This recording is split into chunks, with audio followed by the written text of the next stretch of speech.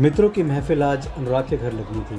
कुछ सभी मित्रों ने तय किया था कि कुछ कुछ समय बाद मिलना जारी रखेंगे, ताकि पुराने दिनों की याद करके आपस में हंस बोल लिया जाए, जिससे बचपन ख़त्म ना हो पाए। सभी मित्र पुष्पेंद्र को बहुत मिस करते थे, क्योंकि किसी भी महफिल की असली रौनक तो वो ही रहता था। पिछले 6 महीनों से पुष्पेंद्र एक भी मीटिंग अटेंड नहीं कर पाया था।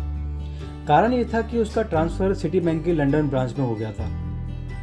सभी को मालूम था कि अनुराग उसका फायर ब्रिगेड है और उसके विषय में पूरी जानकारी रखता है। गौरव ने अनुराग से पूछा, अरे अनुराग, ये तो बताओ कि पुष्पेंद्र को लंदन क्यों भेज दिया गया? क्या भारत में उससे ऑफिस का काम संभाल नहीं रहा था? अरे नहीं भाई गौरव, भारत में तो उसने बहुत अच्छा काम किया था। इंग्लैंड तो उसे प्रमोशन पर भेजा गया है, जनरल मैनेजर बनाकर। यहाँ तो उसने झंडे गाड़ दिए थे। देखते हैं लंदन में उसका कैसा रिकॉर्ड रहता है। मोहित ने पूछा, कैसा कारनामा किया था? अगर पता हो तो एक आध सुनाओ। निश्चय ही उसके कारनामे सुनकर हम लोग का अच्छा मनोरंजन हो जाएगा। तो सुनो। आज से तकरीबन 1 साल पहले वो दुखी सा मेरे पास आया और कहने लगा, यार तू मुझे इस्तीफा लिखवा दे। ये मैनेजर की नौकरी लगता है मुझे छोड़नी ही पड़ेगी। क्यों, क्या हो गया? इतनी बढ़िया तो नौकरी है और इतनी अच्छी पगार है, क्या हो गया? अरे साले, मुझे 30 मार्का के औलाद समझ रहे हैं। इन्होंने मुझे रिकवरी सेक्शन का हेड बना दिया और मैनेजर से 10,000 मेरी सैलरी ज़्यादा कर दी, और सोच रहे हैं कि मैं इनके लाखों करोड़ों रुपए जो लोन में डूबे हुए हैं उन्हें वापस ला के दूँगा। अरे ये तो अच्छा हुआ कि नीरव मोदी और विजय माल्या भारत से भाग निकले हैं, नहीं तो ये तो मुझे कहते कि जाओ उन्हें पकड़ कर लाओ। अब तू तो जानता ही है कि सिटी बैंक की डकैती मेरा तुक्का था। ये बेवकूफ़ लोग सोच रहे हैं कि मेरी सोची समझी रणनीति थी। अब तू तो जानता ही है कि मुझे कॉकरोच से भी डर लगता है। कहाँ ये लोग मुझे राणा गैंग, कल्लू बदमाश और गब्बर सिंह की ज़मीनें और प्रॉपर्टी खाली करवाना चाहते हैं, और उन्हें करोड़ों रुपए लोन में दी गई रकम वापस चाहते हैं। अब सालों ने मुझसे पूछ के तो लोन दिया नहीं था, तो मैं क्या उनसे पंगा लूँ? सब करना पड़ता है मेरे दोस्त, इसीलिए तो मोटी मोटी सैलरीज पर हम लोग को ये रखते हैं। तुम इतना जल्दी हिम्मत मत हारो, क्या पता तुम्हारे भाग्य में जीत का सहरा बांधना हो। वैसे भी एक बार प्रयास करने में हर्जी क्या है? नौकरी तो कभी भी छोड़ी जा सकती है, पर हिम्मत हार कर नहीं। ठीक कह रहे हो अनुराग तुम। सरफरोशी की तमन्ना अब हमारे दिल में है, देखना है जोर कितना बाजुए कातिल में है। अगले दिन पुष्पेंद्र ने मैनेजमेंट से कहा, सर, आज मैं कल्लू ब्रदर्स के गढ़ में जा रहा हूँ। मुझे एक ताला और जीप चाहिए। क्यों? अपनी सुरक्षा के लिए गार्ड लेकर नहीं जाओगे? अरे नहीं सर, आज मैं अकेला ही उनका बैंड बजा कर आऊँगा। पुष्पेंद्र गार्ड को ले जाना नहीं चाहता था, क्योंकि वो नहीं चाहता था कि गार्ड के सामने उसकी बेइज्जती हो। चेयरमैन ने अन्य अधिकारियों की तरफ देखकर कहा, ये बात देखो ऑफिसर्स, इसे कहते हैं कॉन्फिडेंस। शेर इसी तरह अकेले ही शिकार करते हैं और गैधड़ ऐसे ही मारे जाते हैं। क्या क्या कह रहे हो पुष्पेंद्र? कुछ नहीं सर, बस ये कह रहा था कि आपकी नज़र तो बहुत पार की है। पुष्पेंद्र ने अपना लुक थोड़ा मवाली जैसा बना लिया। मेकअप कला में तो वो पारंगत था ही। पुष्पेंद्र जीप से कल्लू ब्रदर्स के अड्डे पर गया। कैनवस के जूते पहन रखे थे और जीप का मुंह गेट की तरफ करके उसे स्टार्ट करके छोड़ दिया था, ताकि अगर भागना पड़े तो सरपट निकल जाए। पुष्पेंद्र ने देखा कल्लू ब्रदर्स बरामदे में ही बैठे थे। बैंक की जीप को देखकर कल्लू ब्रदर्स थोड़े सशंकित हो गए। क्यों आए हो? क्या संदेशा लाए हो? मैं संदेशा नहीं, ताला लेकर आया हूं। तुम दोनों बहुत सालों से इस प्रॉपर्टी पर अवैध कब्जा किए बैठे हो। आज मैं इसका कब्जा लेने आया हूं। तुम अकेला कब्जा लेने आए हो? जिंदगी से प्यार नहीं है क्या? अपनी सोचो कालिया, मौत तुम्हारे सर पर मंडरा रही है। दोनों ने घबराकर ऊपर की ओर देखा, लेकिन उन्हें कुछ नजर नहीं आया। अबे ऊपर क्या देख रहे हो? शोले फिल्म का डायलॉग है। मैं ठुकाई करने से पहले लोगों का मनोरंजन भी करता हूँ। वैसे तेरे लिए तो हम दोनों ही काफ़ी हैं, पर हमारे 2 भाई और हैं। हम चारों मिलकर तुम्हारा भूसा बना देंगे। ये कहकर उसने आवाज़ लगाई। 2 और काले काले भाई आकर खड़े हो गए। तुम चारों एक ही थान के हो क्या? पापा पर गए हो या माँ पर? वैसे भी मुझे 4-5 लोगों से कम को पीटना अच्छा नहीं लगता। अब आएगा मजा। बहुत दिनों के बाद हाथ की खुजली होगी दूर। ये कहकर पुष्पेंद्र ने अपनी जेब से एक सुंदर सा पेपर वेट निकाला और उसे बॉल के तरह हाथ में घुमाने लगा। उनमें से एक पुष्पेंद्र को पहचान गया और चीख कर बोला, अबे किससे पंगा ले रहे हो? ये तो सिटी बैंक डकैती वाला है। इसने अकेले 5 डकैतों को मार भगाया था। भागो अपनी जान बचाकर। चारों भागने लगे। पुष्पेंद्र ने उनमें से सरगना को धर दबोचा और कहा, भाई साहब, आप जरा रुक जाइए। वो क्या है कि थोड़ी लिखत पढ़त करनी है, 2-4 जगह आपके अंगूठा निशानी लेने हैं, बस बड़ी जल्दी फ्री कर दूंगा। पुष्पेंद्र ने फ़ोन करके बैंक से अपने रिकवरी स्टाफ को बुला लिया। वो सोचने लगा, आज उसने बिना पिटे पहला किला फतेह कर लिया। बैंक में पुष्पेंद्र की बहुत वाहवाही हुई और चेयरमैन की तरफ से पुष्पेंद्र को सम्मानित किया गया।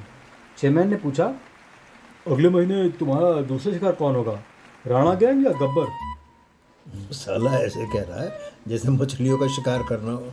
साला मरवा के ही मानेगा। कुछ कहा तुमने? नहीं सर, मैं सोच रहा था कि राणा गैंग को ही पहले निपटा दूं। राणा गैंग ने लोन लेकर 25 एकड़ का बाग खरीदा था, जिसमें आम, अमरूद, शहतूत और जंगल जलेबी के लाखों पेड़ थे।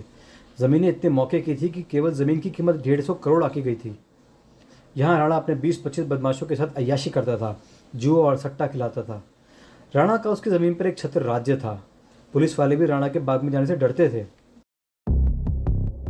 खैर, कुछ दिनों बाद तैयार होकर पुष्पेंद्र बिना किसी को लिए अकेला जीप लेकर राणा के अड्डे पर पहुंच गया। उसके पास एक छोटा सा बैग था, जिसमें 20-25 पेपर वेट थे और हाथ में थी एक स्टिक। राणा, मैंने तुम्हें संदेश भिजवाया था कि तुम्हारे ये पार्क के अड्डे, ये मैखाना, ये सट्टा, ये जुआ घर बंद हो जाना चाहिए। लेकिन मैं देख रहा हूँ कि तुम्हारे कानों पर छूटक लगी रही है। 1-2 और इल्जाम लगा दो ऑफिसर हमारे ऊपर, क्योंकि वैसे भी तुम यहाँ से जिंदा बचकर तो जाने वाले नहीं हो। पुष्पेंद्र के हाथ पैर कांपने लगे, लेकिन वो अपनी घबराहट छुपाता हुआ बोला, बहुत जबरदस्त मुगालता है तुम लोगों को अपने बारे में, लेकिन आज के बाद ये मुगालता खत्म हो जाएगा। तुम्हें शायद पता नहीं, 30-30 लोगों के लिए मैं अकेला ही काफी हूँ। अगर कुछ और बदमाश बुलाने हैं तो बुला लो, उनका भी उद्धार कर दूंगा। ये कहकर पुष्पेंद्र ने तेजी से अपने फेस और हाथों पर एक तेल लगाया और एक पेपर वेट ऊपर की ओर उछाला, जो वहाँ लगे एक बड़ी सी मधुमक्खी की छत्ते पर जा लगा। मक्खियों ने बुरी तरह से राणा और उसके आदमी को डंक मारने शुरू कर दिए, लेकिन कोई भी मधुमक्खी पुष्पेंद्र पर आक्रमण नहीं कर रही थी। पुष्पेंद्र पूरी तैयारी से आया था। उसे मालूम था वहाँ पेड़ों पर मधुमक्खियों के बहुत से छत्ते लगे हुए हैं, जिन्हें छेड़ने से राणा गैंग पर विजय हासिल की जा सकती है। बदमाशों में भगदड़ मच गई। इसका लाभ उठाकर पुष्पेंद्र ने जमकर हॉकी से बदमाशों की छुटाई करनी शुरू कर दी। बदमाश अपनी जान बचाकर इधर उधर भाग रहे थे। इधर पुष्पेंद्र ने 3-4 और छत्ते छेड़ दिए। हर एक बदमाश से अनेकों मधुमक्खियाँ चिपटी हुई थीं। आधे से ज़्यादा बदमाशों की टांगें पुष्पेंद्र ने तोड़ दी। बदमाशों को लग रहा था कि आज वो जिंदा नहीं बचेंगे। पुष्पेंद्र ने राणा को पकड़कर एक घूंसा उसके मुंह पर मारा और बोला, देख, बढ़ गया ना तुम 20 पर, मैं अकेला भारी। बैंक का रिकवरी स्टाफ और सुरक्षाकर्मी पुष्पेंद्र के बुलाने पर आ गए। पुष्पेंद्र ने राणा को उनकी ओर धकेलते हुए कहा, ले जाइए इस बदमाश को और प्रॉपर्टी पर ताला लगा लीजिए। इसके बाद तो पुष्पेंद्र की पूरी धाक कायम हो गई। छुटभइये नेता, बदमाश और अन्य लोग भी जिन्होंने सिटी बैंक से लोन ले रखा था, आकर लोन की धनराशि बैंक को लौटाने लगे। देखते ही देखते घाटे में चल रही बैंक की ब्रांच प्रॉफिट में आ गई। चेयरमैन और दूसरे उच्च अधिकारी ने भूर भूर प्रशंसा की और पुष्पेंद्र के सम्मान में एक पार्टी आयोजित की। मोहित ने अनुराग को रोकते हुए कहा, यार, एक बात समझ में नहीं आई, ये मधुमक्खियाँ ने पुष्पेंद्र को क्यों नहीं काटा? और दूसरे यार की शादी के बारे में तुमने कुछ नहीं बताया, हुई कि नहीं? पुष्पेंद्र ने मुझे बताया कि यह पहला ऑपरेशन ऐसा था जिसमें उसने पूर्व योजना बनाई थी। मैंने मालूम किया तो पता लगा कि बाग में हर चौथे पेड़ पर मधुमक्खियों का छत्ता लगा हुआ है। मेरे यहाँ एक मधुमक्खी के छत्ते से शहद निकालने वाला आया था। उसने मुझे एक तेल दिया और बताया कि इसको हाथ, पैर और मुंह पर लगा लेने के बाद मधुमक्खियाँ तुम्हारे आसपास भी नहीं फटकेंगी। बस उनका आइडिया काम कर गया। फिर कुछ सोचकर अनुराग बोला, शादी कहाँ हुई है बेचारे की यार, हमेशा बीच में कोई ना कोई व्यवधान आ जाता है। राधिका के घर वाले चाहते थे कि उसका रिश्ता पुष्पेंद्र से हो जाए। राधिका के नाक से बहुत ही सुंदर और रंगरूप भी बहुत आकर्षक था। उसके पेरेंट्स ने कहा, जाओ तुम लोग छत पर घूमाओ और एक दूसरे की पसंद नापसंद जान लो। भाई साहब का पहला प्रश्न राधिका से ये था। नॉनवेज में आपको सबसे अधिक क्या पसंद है? नॉन वेज खाना हमारे यहाँ पाप समझा जाता है। अच्छा, पिक्चर तुम कितने दिनों बाद में देखती हो? जी आज तक तो मैंने बस 2-3 धार्मिक पिक्चर ही देखी हैं। अरे वो भी क्यों देखी? जी आपने कुछ पूछा? नहीं, बस ये पूछ रहा था कि आपका कोई बॉयफ्रेंड है? राधिका अपनी उंगली पर ऐसे काउंट करने लगी जैसे बच्चे करते हैं। आप तो ऐसे गिन रही हैं जैसे 50-60 बॉयफ्रेंड हो आपके। अरे नहीं नहीं, 50 साल तो नहीं है। हाँ 5-6 तो अवश्य ही होंगे। बहुत कम है। जी कुछ पूछा आपने? नहीं, बस पूछ रहा था कि आपको कौन कौन से वाहन चलाने आते हैं? जी मुझे साइकिल चलानी नहीं आती, इसलिए स्कूटी चलाना भी नहीं सीख पाई, और स्कूटी चलाने नहीं आई इसलिए। बस बस बस, आगे बताने की आवश्यकता नहीं है। आगे का हाल मैं आपको सुनाई देता हूँ। स्कूटी चलानी नहीं आई इसलिए कार चलाना नहीं सीख पाई, कार चलाना नहीं सीख पाई इसलिए एरोप्लेन उड़ाना नहीं सीख पाई। अरे वाह, आप तो गजब के इंटेलिजेंट हैं। सही कह रही हैं आप। मेरे फाइनल एग्ज़ाम में 33.3% मार्क्स आए थे। अरे वाह, मेरी भी ऐसी परसेंटेज रहती है। चलिए, एक चीज़ तो कॉमन है हम दोनों में। आप हिंदू स्कूल में पढ़ी हैं या अंग्रेजी स्कूलों में? जी पढ़ाई तो मेरी पूरी नानी के यहाँ लंदन में ही हुई है। नहीं, मैंने पूछा हिंदी स्कूल में हुई है या अंग्रेजी स्कूल में? अंग्रेजी स्कूल में। लंदन में हिंदी स्कूल तो होते ही नहीं। ये तो गलत बात है। हमारे देश में तो न जाने कितने अंग्रेजी स्कूल हैं। तो आपकी पढ़ाई कैसे स्कूल में हुई है? बस पूछिए मत। पहले बाल विद्या मंदिर, फिर पाठशाला और लास्ट में हिंदी मीडियम स्कूल। ओहो, इसका मतलब तो ये हुआ कि अंग्रेजी में आपका हाथ बहुत तंग है। अरे कैसी बातें कर रही हैं आप? अंग्रेजी में तो हमारा कोई हाथ ही नहीं पकड़ सकता। अभी 2 दिन पहले ही एक अंग्रेज से गुफ्तगू हो रही थी। सच कह रहे हैं राधिका जी, उसके ऊपर से निकल गई हमारी इंग्लिश। बस पूरे टाइम सारी सारी कहता रहा। कभी कहता आई कांट अंडरस्टैंड, कभी कहता आई बेग यू पार्डन। क्यों राधिका जी, क्या मतलब हुआ इसका? कह रहा होगा इतनी जबरदस्त अंग्रेजी, ओ तौबा तौबा, बिल्कुल समझ से बाहर है। हाँ, तभी कह रहा था गोइंग टू हेल। अरे ये बात नहीं है, वो ये कह रहा होगा गो टू हेल। हाँ, शायद ऐसा ही कुछ कह रहा था। अच्छा चलिए नीचे चलते हैं, या अभी और पसंद और नापसंद खेलना है? अब क्या खेलेंगे? अब तो 36 में 36 गुण मिल गए। अब क्या पूछना बाकी रह गया? चलिए चलते हैं नीचे। नीचे आकर वो दोनों नाश्ते के टेबल पर बैठ गए। टेबल पर काफ़ी सामान था। पुष्पेंद्र कुछ खाना ही चाहता था कि राधिका की मम्मी ने बताया, इनमें से बेटा अधिकांश चीज़ें मेरी राधिका नहीं बनाई है। गृह कार्य में तो हमारी बिटिया बहुत ही दक्ष है, उसका कोई जवाब नहीं है। क्यों ना हो आंटी, अभी ऊपर इनके मुंह से इनके गुण सुनकर आया हूँ। इसी से मेरा पेट बहुत भर गया है। अब तो खाने की कोई गुंजाइश ही नहीं है। अरे ऐसा भी क्या है, एक बर्फी तो खाकर देखो, तुम्हें बहुत पसंद आएगी। पुष्पेंद्र ने एक टुकड़ा खाकर देखा। पहली बार उसने नमकीन बर्फी खाई थी। राधिका ने मुस्कुराते हुए पूछा, कैसी लगी है बर्फी आपको? मस्त, बिल्कुल मस्त है। मुझे अपने गुरुजी का नाम बताइए जिन्होंने आपको पाक कला में इतना निपुण किया है। अरे बेटा चाय तो पियो। बस आंटी, अब अगली मुलाकात के लिए भी कुछ छोड़ दीजिए। अब मुझे चलना है। लेकिन बेटा ये तो बताते जाओ कि हमारी बिटिया तुमको कैसी लगी। बस आंटी, बिटिया तो आपकी मास्टरपीस है।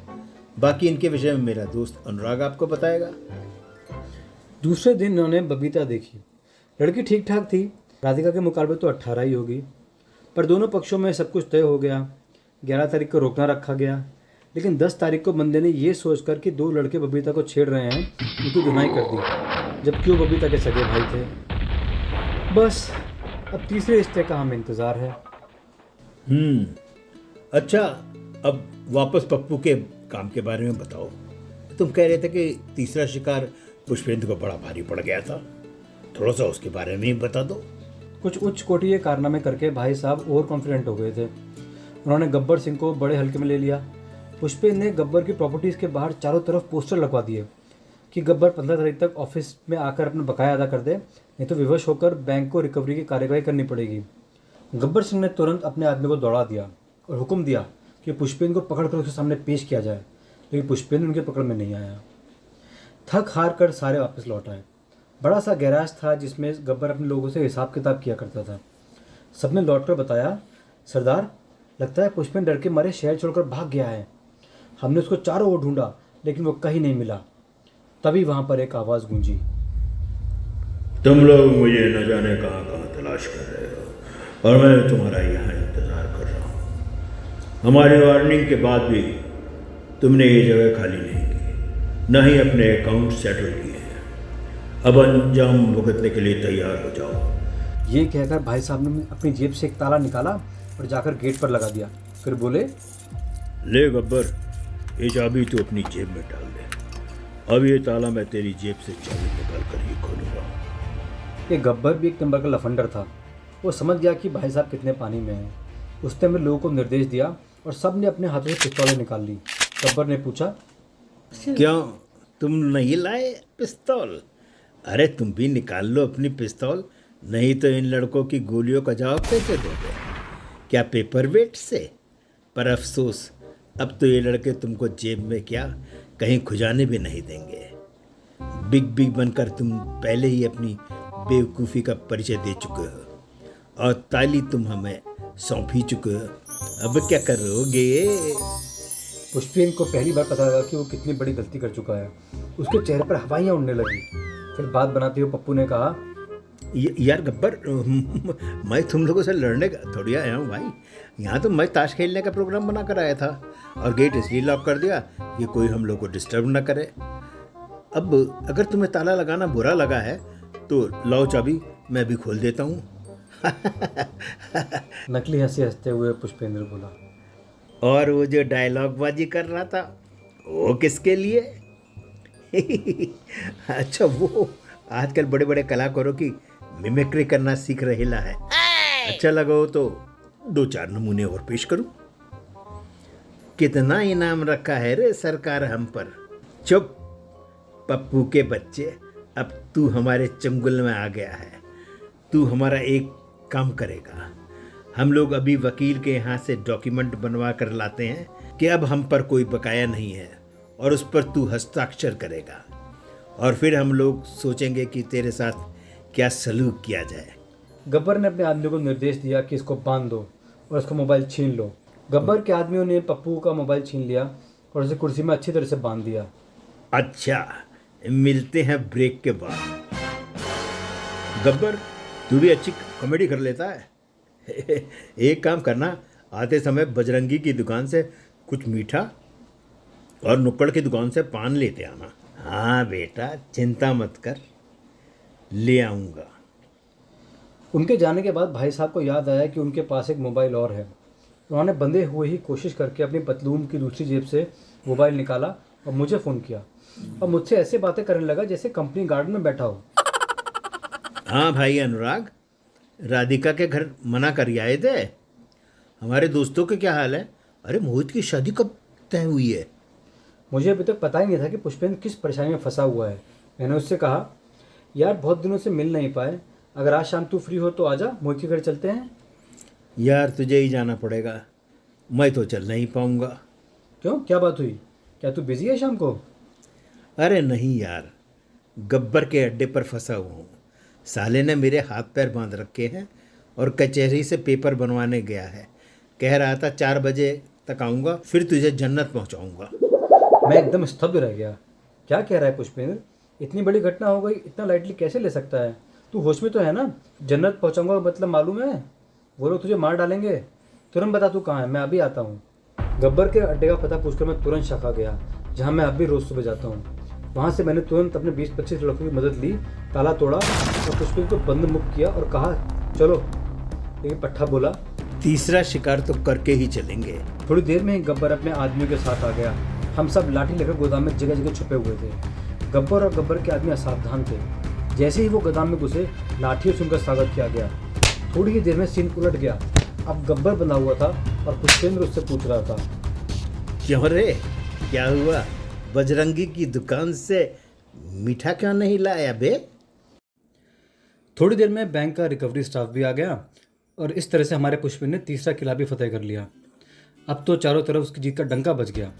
लोग कब्रों में से भी उठ उठ कर अपने बैंक पर बकाया लौटाने आने लगे। पुष्पेंद्र को जनरल मैनेजर बनाकर उसको लंदन ब्रांच में भेजने की तैयारी प्रारंभ हो गई। पुष्पेंद्र मंगलवार को बैंक आया तो उसने देखा कि देनदारों की काफ़ी भीड़ है। उसने देखा वहाँ पर राधिका भी अपने मित्र के साथ खड़ी हुई है। उसने पुष्पेंद्र को देखकर नमस्ते की। पुष्पेंद्र ने उससे पूछा, अरे राधिका जी, आप कैसे बैठी हैं यहाँ? ये मेरी फ्रेंड है, इसके पास अभी किस्त देने के लिए पैसे नहीं हैं। हम किस्त देने का थोड़ा समय बढ़वाने के लिए बैंक में आए हैं। अच्छा, जरा एप्लीकेशन दिखाइए मुझे। पुष्पेंद्र ने उसकी एप्लीकेशन पर 1 साल बढ़ाकर दस्तखत कर दिए। अरे ये क्या किया आपने? सुरभि की एप्लीकेशन बिगाड़ के रख दी। चल सुरभि, दूसरी एप्लीकेशन का फॉर्मेट विंडो से ले लेते हैं। सुरभि ने विंडो पर एप्लीकेशन देते हुए कहा, सर हमें किस्त का समय बढ़ाने की दूसरी एप्लीकेशन का फॉर्मेट दे दीजिए। इस पर लिखकर किसी ने इसे बिगाड़ दिया है। विंडो क्लर्क अपने जीएम की राइटिंग को पहचानते हुए बोला, ठीक तो है। अरे जीएम साहब ने किस्त की देने की 1 साल अवधि बढ़ा दी। अब और क्या चाहते हैं आप लोग? ये जीएम साहब के सिग्नेचर है। चलो जीएम साहब को धन्यवाद तो देते चलें। वो लोग जीएम साहब के ऑफिस गए तो पता चला जीएम साहब ऑफिस के काम से कहीं चले गए हैं। राधिका को आश्चर्य था कि दिखने में इतना सीधा साधा सा लड़का इतनी कम उम्र में जीएम कैसे बन सकता है। लंदन ऑफिस ट्रांसफ़र होने के बाद पुष्पेंद्र ऑर्डर की कॉपी लेकर मेरे पास आया और जल्लाहट के साथ कहने लगा, यार कब तक होता रहेगा मेरे जीवन के साथ ऐसा? कब हटेगी ये 7.5 की दशा? क्या हुआ? क्यों है मेरा यार इतना दुखी? ले तू भी पढ़ ले, ये नया संकट आया है। ये कहकर पुष्पेंद्र ने जेब से निकालकर बैंक से मिला नया आदेश मुझे पकड़ा दिया। कंपनी का पत्र देखकर मेरी तो आंखें चौड़ गई। तू पागल हो गया है क्या? क्या नहीं है इस पत्र में? तुझे जीएम बनाकर लंदन भेज रहे हैं, तेरा पैकेज बढ़ा रहे हैं, और क्या चाहता है भाई? आज से ठीक 6 महीने बाद 15 अक्टूबर को तेरी 7.5 भी उतर जाएगी, ठीक है? अच्छा ये बता, तू क्या है मेरा? फायर ब्रिगेड है ना? अंग्रेजी सिखाई है तूने मुझे? नहीं ना? फिर बता, उन अंग्रेजों की बातों का जवाब कैसे दूंगा मैं? अरे पहली बात तो ये कि हम लोग हिंदुस्तानी हैं, हमारी मातृभाषा हिंदी है। अगर कोई कुछ कहे तो कहना तुम्हें हिंदी ही आती है। नहीं आती तो मैं अंग्रेजी सिखा देता हूँ। अभी तो तुम्हें जाने में 10 दिन हैं। 10 दिन में तो मैं तुम्हें अंग्रेजी में काम चलाओ परफेक्ट कर दूंगा। लंदन जाकर वहाँ किसी लड़की से मैरिज कर लेना, तुम्हारी अंग्रेजी की समस्या हमेशा के लिए ख़त्म हो जाएगी। ईजी।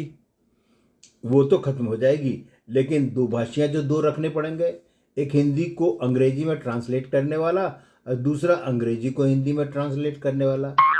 बेटा माना अक्लमंद हो, पर ऐसी उल्टी सीधी सलाह मत दो। अरे मेरे भाई, जो दुभाषिया अंग्रेजी को हिंदी में ट्रांसलेट करेगा वही हिंदी को अंग्रेजी में भी कर देगा ना। एक रोज़ पुष्पेंद्र शाम को ऑफिस से निकल रहा था। करीब 7 बजे थे। गाड़ी चलाते चलाते एक छोटी सी गली आई, जहाँ वो धीरे धीरे गाड़ी चलाने लगा। हल्का हल्का अंधेरा हो गया था। तभी एक लड़की बदहवास से पुष्पेंद्र की गाड़ी के सामने आ गई। पुष्पेंद्र ने ज़ोर से ब्रेक दबाया और देखा कि उस लड़की के पीछे 4-5 लड़के दौड़ते आ रहे हैं। पुष्पेंद्र ने तुरंत लड़की से कहा, जल्दी से कार में बैठ जाओ और फ्रंट लाइट जला दो। खुद वो गाड़ी के सामने खड़ा हो गया। अगर पीछे से लाइट जलती है तो कोई भी व्यक्ति बहुत भीमका दिखाई देता है ना, वैसे ही लाइट की रोशनी में पुष्पेंद्र बहुत बड़ा दिख रहा था। पुष्पेंद्र तुरंत ही अपनी जेब से निकालकर 2 पेपर वेट अपने हाथ में ले लिए। उन लड़कों में से एक चीख कर बोला, अब भागो यहाँ से, ये तो पेपर वेट वाला है, जान से मार देगा सबको। ये सुनते ही वो चारों वहाँ से भाग खड़े हुए। उनके भागने के बाद पुष्पेंद्र गाड़ी में बैठा और लड़की से पूछा, आप यहाँ उतरेंगी या आपको कहीं और छोड़ना है? कुछ ही दूरी पर मेरी स्कूटी खराब हो गई है। मैं उसे ठीक करने का प्रयास कर रही थी, तभी ये चारों वहाँ आ गए और स्कूटी ठीक करने के बहाने मुझे छेड़ने लगे। गाड़ी में अंधेरा होने के कारण पुष्पेंद्र उस लड़की का चेहरा ठीक से देख नहीं पा रहा था। उसी समय सामने से एक गाड़ी गुजरी। उसकी रोशनी में पुष्पेंद्र ने देखा कि ये लड़की तो राधिका ही है। राधिका ने भी पुष्पेंद्र का चेहरा देख लिया था। अच्छा ये बताओ, मुझसे क्या हेल्प चाहती हो? कहाँ रहती हो और क्या नाम है तुम्हारा? पुष्पेंद्र ने ड्रामा करते हुए कहा, जैसे उसने राधिका का चेहरा देखा ही ना हो। हल्का सा अपना मुंह छुपाते हुए राधिका बोली, मैं पास ही एक कॉलोनी डिफेंस एनक्लेव में रहती हूँ। पुष्पेंद्र ने गाड़ी स्टार्ट करके मार्केट की तरफ बढ़ा दी। उसने कहा, अरे आपकी कॉलोनी में हमारी भी एक परिचित रहती है, आपकी ही एज ग्रुप की होगी। उसका नाम राधिका है, पर बेचारी को स्कूटी चलानी कहाँ आती है। लेकिन उसके 4-5 बॉयफ्रेंड हैं, शक्ल भी उसकी आपसे मिलती है। मुझे क्षमा कर दीजिए, राधिका ही हूँ मैं। अच्छा, ये जो लड़के हैं वो आपके बॉयफ्रेंड हैं? उस दिन मैंने आपसे बहुत झूठ बोला था। उस दिन के लिए मुझे माफ़ कर दीजिए। सही बात यह है कि मेरी फ्रेंड्स ने मुझे बहुत डरा रखा है, इसलिए मैं शादी नहीं करना चाहती। बिल्कुल सही डिसीजन लिया है आपने। शादी तो बेवकूफ़ और अनाड़ी लोग करते हैं। चलो, स्कूटी रिपेयर की शॉप आ गई, तुम अभी कार में बैठो, मैं मिस्त्री से बात करके आता हूँ।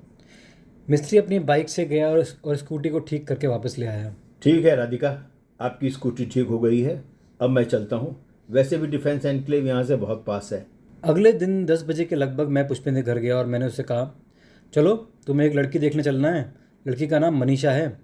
राधिका के परिवार जैसे हाई फाई फैमिली तो नहीं है, लेकिन अच्छे लोग हैं। लेकिन यार, तू मानेगा नहीं, मैं तो राधिका पर दिल हार गया। क्या? लेकिन राधिका के यहाँ तूने मना करवा दिया और उसके पेरेंट्स ने भी चैप्टर क्लोज कर दिया है। ठीक है, तो चलो मनीषा के यहाँ चलते हैं। मनीषा देखने में अच्छी थी, लेकिन पुष्पेंद्र को ज़्यादा अच्छी नहीं लगी। पुष्पेंद्र ने मनीषा के घर वालों को ऐसे बताया जैसे वो मिलिट्री में काम करता हो और सीमा पर पोस्टेड हो। अंकल, मेरी जिंदगी का कोई भरोसा नहीं है। दुश्मन की किसी भी गोली पर मेरा नाम लिखा है। पिछले हफ्ते ही 14 बदमाशों ने मुझ पर रिवॉल्वर तान दी थी। मैंने पुष्पेंद्र के कान में बोला, अभी क्या कह रहा है? अगर बात फैल गई तो कोई कहीं रिश्ता नहीं मिलेगा। चाय पिलाने के बाद उन लोगों ने कहा, ठीक है, जरा अपने रिश्तेदारों से विचार विमर्श कर लें। पुष्पेंद्र को रविवार के दिन लंदन के लिए फ़्लाइट पकड़नी थी। ऑफिस पियोन ने बताया कौन कौन लोग पुष्पेंद्र की अनुपस्थिति में उससे मिलने आए थे। उनमें से एक का नाम बताया राधिका, जो 2 बार उससे मिलने आई थी। मैंने भी राधिका के पेरेंट्स से संपर्क करने की कोशिश की, लेकिन मैं भी असफल रहा। रविवार के रोज़ पुष्पेंद्र अपने नए असाइनमेंट पर लंदन चला गया। तो दोस्तों, ये तो थी अब तक की पुष्पेंद्र की कहानी। अब देखते हैं आगे क्या होता है, बट एक बात तो मैं यकीन दिला दूँ कि पुष्पेंद्र की ज़िंदगी में कभी भी कुछ सिंपल नहीं होता। जो भी होता है वो कॉम्प्लिकेटेड ही होता है।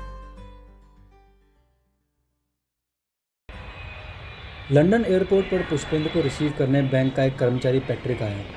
उसने अंग्रेजी में पुष्पेंद्र से कहा, I am your caretaker. Pushpendra समझ नहीं पा रहा था कि ये केयरटेकर क्या होता है। पैट्रिक उसका बॉस है, साथी है, ये नीचे काम करने वाला कोई कर्मचारी। पुष्पेंद्र ने उससे हाथ मिलाते हुए कहा, प्लीज टू मीट यू। कर्मचारी पुष्पेंद्र को लेकर बैंक की बिल्डिंग में ले गया। पुष्पेंद्र का ऑफिस 10वें फ्लोर पे था। ऑफिस ज़्यादा बड़ा नहीं था। पुष्पेंद्र को थोड़ा सफोकेशन सा लग रहा था। पंखा लंदन में बहुत कम ऑफिस में मिलता है। पुष्पेंद्र ने अपनी श्रेष्ठ इंग्लिश में कहा, please open window, let the weather come in, and I want to drink a glass of H2O. Also is there a ठेला ऑफ राउंड। इतनी शुद्ध अंग्रेजी सुनकर पैट्रिक चौंक गया। बड़ी कठिनाई से उसे समझ में आया कि पुष्पेंद्र पानी पीना चाहता है और खिड़की खुलवाना चाहता है, लेकिन राउंड उसे फिर भी समझ नहीं आया। अंत में पप्पू ने अपने कंप्यूटर में उसे गोलगप्पे की फ़ोटो दिखाई, तब जाके वो समझा। 2-3 महीने तो पुष्पेंद्र को समझ ही नहीं आया कि वो यहाँ कैसे काम करे। एक दिन उसने अपने स्टाफ को बुलाया और अपनी पूरी अंग्रेजी की ताकत झोंक कर उन्हें बताया, शनिवार को जितने भी डिफॉल्टर हैं, जिन्होंने लोन ले रखा है लेकिन काफ़ी समय से अदा नहीं किया है, उन सबको मीटिंग में बुलाया जाए। अगले दिन पुष्पेंद्र ने वहाँ रखा हुआ एक इनविटेशन कार्ड देखा। आज शाम को 7 बजे एक रंगारंग कार्यक्रम बच्चों के अल्फ्रेड नोबल स्कूल में होना था। अभी उसके कुछ यार दोस्त तो बने नहीं थे, बनते भी कैसे, अंग्रेजी का झंझट था, इसलिए वो शाम को उस प्रोग्राम को देखने ही चला गया। 8 बजे के लगभग कार्यक्रम में शिरकत करती एक गायिका आई। उसे देखकर पुष्पेंद्र के होश उड़ गए। वो तो राधिका ही थी, सिर्फ उसके बाल गोल्डन थे। लग जा गले की फिर हंसी रात हो न हो, शायद फिर इस जन्म में मुलाकात हो न हो। लग जा गले से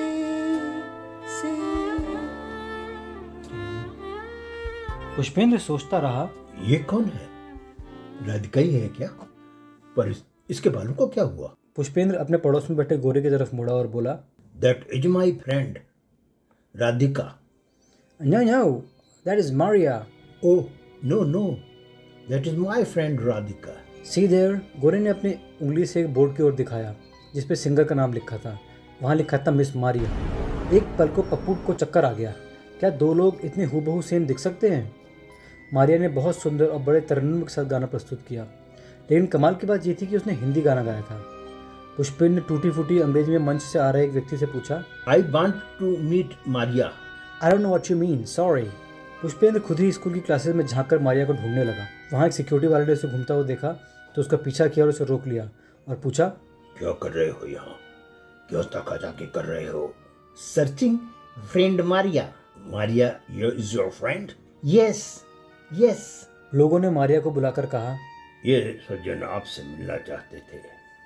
कह रहे हैं आपके फ्रेंड हैं? क्या हम लोग पहले मिले हैं? मैं तो आपको नहीं जानती, बताइए कौन है आप? यस, भर राधिका। राधिका? कौन Radhika? You Radhika, same to same. इतनी हाई इंग्लिश क्यों बोल रहे हो? मुझे हिंदी आती है, हिंदी में बात करो मुझसे। आओ मेरे साथ। मारिया उसे एक कमरे में ले गई जिसमें कुछ कुर्सियां पड़ी हुई थी। सॉरी, आपकी शक्ल मेरी परिचित राधिका से बहुत मिलती है, लेकिन राधिका तो भारत में है, वो आप कैसे हो सकती हैं? हाँ, मुझे माफ़ कर दीजिएगा, मुझे चलना चाहिए। ये कहकर पुष्पेंद्र जाने के लिए मुड़ा। तभी पीछे से आवाज़ आई। पुष्पेंद्र? अपना नाम सुनकर पुष्पेंद्र ने पलट कर मारिया की ओर देखा। आप मेरा नाम कैसे जानती हैं? आप बहुत सीधे हैं पुष्पेंद्र जी। मैं मारिया नहीं, राधिका ही हूँ। लेकिन आपके बाल तो गोल्डन है। अरे ये विग है पुष्पेंद्र जी। कितने दिन हो गए आपको लंदन आए हुए? 1.5-2 महीने हो गए मुझे लंदन आए हुए। अगर आपने डिनर ना किया हो तो चलिए स्कूल की कैंटीन में डिनर किया जाए। चलिए, आप बहुत जिद कर रही हैं तो आपको ओबलाइज कर देते हैं। अरे बेकार की बातें मत कीजिए, मैंने आपसे बिल्कुल भी जिद नहीं की है। उल्टा आपके साथ डिनर करके मैं आपको ओबलाइज कर रही हूँ। बिल का भुगतान लेकिन आपको ही करना पड़ेगा। ठीक है, उसमें कौन सा हमें घाटा हो जाएगा। खाना खाते हुए थोड़ा झेपते हुए पुष्पेंद्र ने राधिका से कहा, देखो राधिका, तुम्हें तो मालूम ही है कि मेरी अंग्रेजी कितनी अच्छी है, इसलिए मैं तुम्हारी थोड़ी सी मदद चाहता हूँ। कुछ ऐसे लेटर्स हैं जिन्हें मैं समझ नहीं पा रहा हूँ। मैं चाहता हूँ कि तुम मेरे ऑफिस में आकर मुझे समझा दो कि उन पत्रों में क्या लिखा है। लेकिन इसके बदले में मुझे क्या मिलेगा? जो भी कहोगी, तुम्हें लंदन की मशहूर आइसक्रीम खिलाऊंगा, ठीक है? तो बताओ कल कितने बजे? 11 बजे का समय ठीक रहेगा? अगले दिन ऑफिस में आकर राधिका ने पुष्पेंद्र की भरपूर मदद की और जो पुष्पेंद्र के डाउट थे सारे क्लियर कर दिए। उस दिन सिटी बैंक के चेयरमैन से मिलने इंग्लैंड के विशिष्ट लोग आए थे। उनमें से एक थे मिस्टर रॉबर्ट। वो सीधा पुष्पेंद्र के केबिन में आ गए। दरवाज़ा नॉक करके वो अंदर आए और पुष्पेंद्र से हाथ मिलाया। उन्हें देखकर पुष्पेंद्र और राधिका खड़े हो गए। राधिका ने पप्पू के कान में कहा, ये रॉबर्ट हैं, इंग्लैंड के रिचेस्ट बिजनेसमैन। रॉबर्ट ने पुष्पेंद्र के सामने 5,000 करोड़ के लोन का प्रस्ताव रखा और मॉर्गेज के रूप में 15,000 करोड़ के हीरे रखने को कहा। उसने बताया लोन उसे महज 6 महीने के लिए चाहिए। अगर 6 महीने में वो रकम नहीं लौटा पाया तो उसके 15,000 करोड़ के हीरे फोरफिट कर लिए जाएंगे। ये बहुत बढ़िया प्रपोजल था। सिटी बैंक के हायर मैनेजमेंट को ये प्रपोजल बहुत अच्छा लगा। उन्होंने तुरंत ही पुष्पेंद्र को ओके कह दिया, पर साथ में उसे बताया कि वो हीरो की जांच स्मिथ ज्वेलर से करा ले, उनसे सर्टिफिकेट ले ले। जितनी देर में पेपर तैयार हुए उतनी देर में पुष्पेंद्र और राधिका ने नीचे जाकर स्मिथ ज्वेलर्स से सर्टिफिकेट ले लिया। स्मिथ ज्वेलर्स ने बताया कि हीरे किसी भी दशा में 16,000 करोड़ से कम के नहीं हैं। पूरा ट्रांजैक्शन होने के बाद राधिका ने कहा, अरे इतनी बड़ी कामयाबी हाथ लगी है, एक कप कॉफी पिला दो, फिर मैं हॉस्टल चली जाऊंगी। और जरा मुझे भी देख लेने दो कि 15,000 करोड़ के हीरे कैसे होते हैं। कॉफ़ी पीने के बाद राधिका हीरे पुष्पेंद्र को पकड़ाकर हॉस्टल चली गई। अगले रोज़ सुबह अनुराग का फ़ोन पुष्पेंद्र को आया। और भाई, क्या हाल है तुम्हारे? सब ठीक है ना? वैसे यहाँ तुम्हारे लिए एक ज़बरदस्त खुशखबरी है। सुना ना क्या खुशखबरी है? यहाँ मैंने भी एक ज़बरदस्त सफलता हासिल करी है। सारा मैनेजमेंट मुझसे बहुत खुश है और उन्होंने अगले महीने मुझे इंडिया भेजने का फैसला कर लिया है। अब खुशखबरी सुना। तो सुन, कल मैं राधिका के घर गया था। अंकल ने तुम्हारे और राधिका के रिश्ते के लिए हाँ कर दी है। बड़ी जल्दी शहनाइयाँ बजेगी, मेरा यार दूल्हा बनेगा। राधिका भी इस रिश्ते से बहुत खुश थी। मुझसे कहने लगी, आपके मित्र पुष्पेंद्र बहुत सरल हैं। क्या कह रहा है तू? लेकिन राधिका तो लंदन में है। तू किस राधिका की बात कर रहा है? क्यों, क्या तुमने 4-5 राधिका पसंद कर रखी हैं? भाई, मैं डिफेंस एनक्लेव की राधिका की बात कर रहा हूँ, जो अर्जुन सिंह की बेटी है। पुष्पेंद्र को थोड़ी घबराहट महसूस होने लगी। क्या बात कर रहा है? अभी कल ही तो राधिका मेरे साथ थी। इतनी जल्दी इंडिया कैसे पहुंच सकती है? पप्पू, मेरी बाईं आंख फड़क रही है। मुझे कुछ अनिश्चित की संभावना लग रही है। ऐसा कैसे हो सकता है? मेरी आंखें कैसे धोखा खा सकती हैं? कल ही तो राधिका से रूबरू मिलकर आ रहा हूँ मैं। रुक, मैं अभी 10 मिनट में फ़ोन करता हूँ। I will call you back. ये कहकर तुरंत पुष्पेंद्र स्मिथ ज्वेलर्स के पास गया और हीरा दिखाकर उनसे पूछा, इन हीरे की क्या वैल्यू है स्मिथ साहब? ये हीरे कहाँ हैं?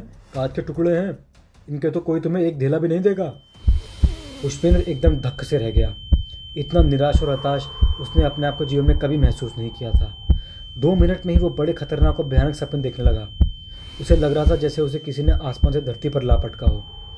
पुष्पेंद्र ने अनुराग को फ़ोन लगाया और उससे कहा, यार अनुराग, तू मेरा यहीं लंदन में ही दाह संस्कार कर देना, इंडिया ले जाने के चक्कर में मत रहना। अनुराग अभी भी बात को गंभीरता से पूरी तरह समझ नहीं पाया था। हंसते हुए कहने लगा, अच्छा, क्या लंदन तुझे इतना पसंद आ गया जो मरना भी वहीं चाहता है? यार मेरा द एंड हो गया है। अब तो न कोई तरंग है न कोई उमंग है। मेरा जीवन एक कटी पतंग हो गया है। पुष्पेंद्र ने अनुराग को विस्तार से बताया कि क्या हुआ है। अब समझ गया ना तू? रॉबर्ट ने 15,000 करोड़ के हीरे जमा करके 5,000 करोड़ का लोन लिया। 15,000 करोड़ के हीरे वो चोटी राधिका उर्फ मारिया ले उड़ी। 5,000 करोड़ रॉबर्ट के खाते में ट्रांसफ़र हो गए, हार्ड मनी। अब क्योंकि रॉबर्ट ने बहुत ज़्यादा मॉर्टगेज अमाउंट जमा कर दिया था, इसलिए वो 5,000 करोड़ के हीरे वापस मांग रहा है। और सबसे खतरनाक ये कि सिटी बैंक का हेड ऑफिस रॉबर्ट के 15,000 करोड़ के हीरे हेड ऑफिस में जमा करने के लिए कह रहे हैं। अब तू ही बता कि 20,000 करोड़ के हीरे मैं कहाँ से लाऊंगा? 15,000 करोड़ तो हेड ऑफिस में जमा करने हैं और 5,000 करोड़ रॉबर्ट को देने हैं।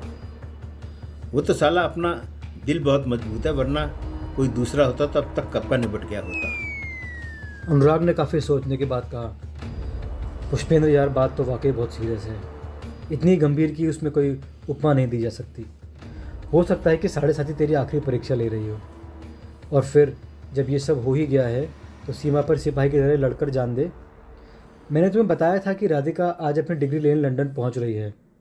एयरपोर्ट जाकर तुम उसे रिसीव कर लो और उसे हॉस्टल की जगह अपने चाचा चाची के यहाँ रुकने को कहो, क्योंकि मुझे लग रहा है कि ये शातिर लोग राधिका से भी दुश्मनी निभाएंगे। जहाँ तक मुझे लगता है मारिया अकेले इतने बड़े खेल को अंजाम नहीं दे सकती। तू भी वहाँ से कुछ दिन के लिए कहीं और अपना ठिकाना बना ले। बैंक हरगिज़ मत जाना। मैं शाम की फ़्लाइट से लंदन आ रहा हूँ। आकर दोनों दो दुश्मनी के खिलाफ जंग का ऐलान करेंगे। अब जो भी हो गया है वो हो गया है। अब बिल्कुल घबराना मत। अपने दोस्त के लिए जान की बाजी लगानी पड़ी तो वो भी मैं लगा दूंगा। अनुराग की बातों से पुष्पेंद्र को काफ़ी सांत्वना मिली और उसने अपने केयरटेकर को बताया कि उसे आवश्यक कार्य के लिए 1-2 दिन के लिए बाहर जाना पड़ रहा है। जब पुष्पेंद्र जा रहा था तो उसे रॉबर्ट के आदमी ने आकर एक निमंत्रण पत्र दिया। रॉबर्ट ने सभी गण्य मान्य लोगों को रात्रि भोज के लिए आमंत्रित किया था। पुष्पेंद्र ने राधिका को एयरपोर्ट पर रिसीव किया और रास्ते में सब बातें विस्तार से बताई। अरे बात तो बहुत गंभीर है। इतनी गंभीर कि मुझे तुमसे शादी करने पर भी पुनर्विचार करना पड़ेगा। शाम को 6 बजे अनुराग भी राधिका के घर आ गया।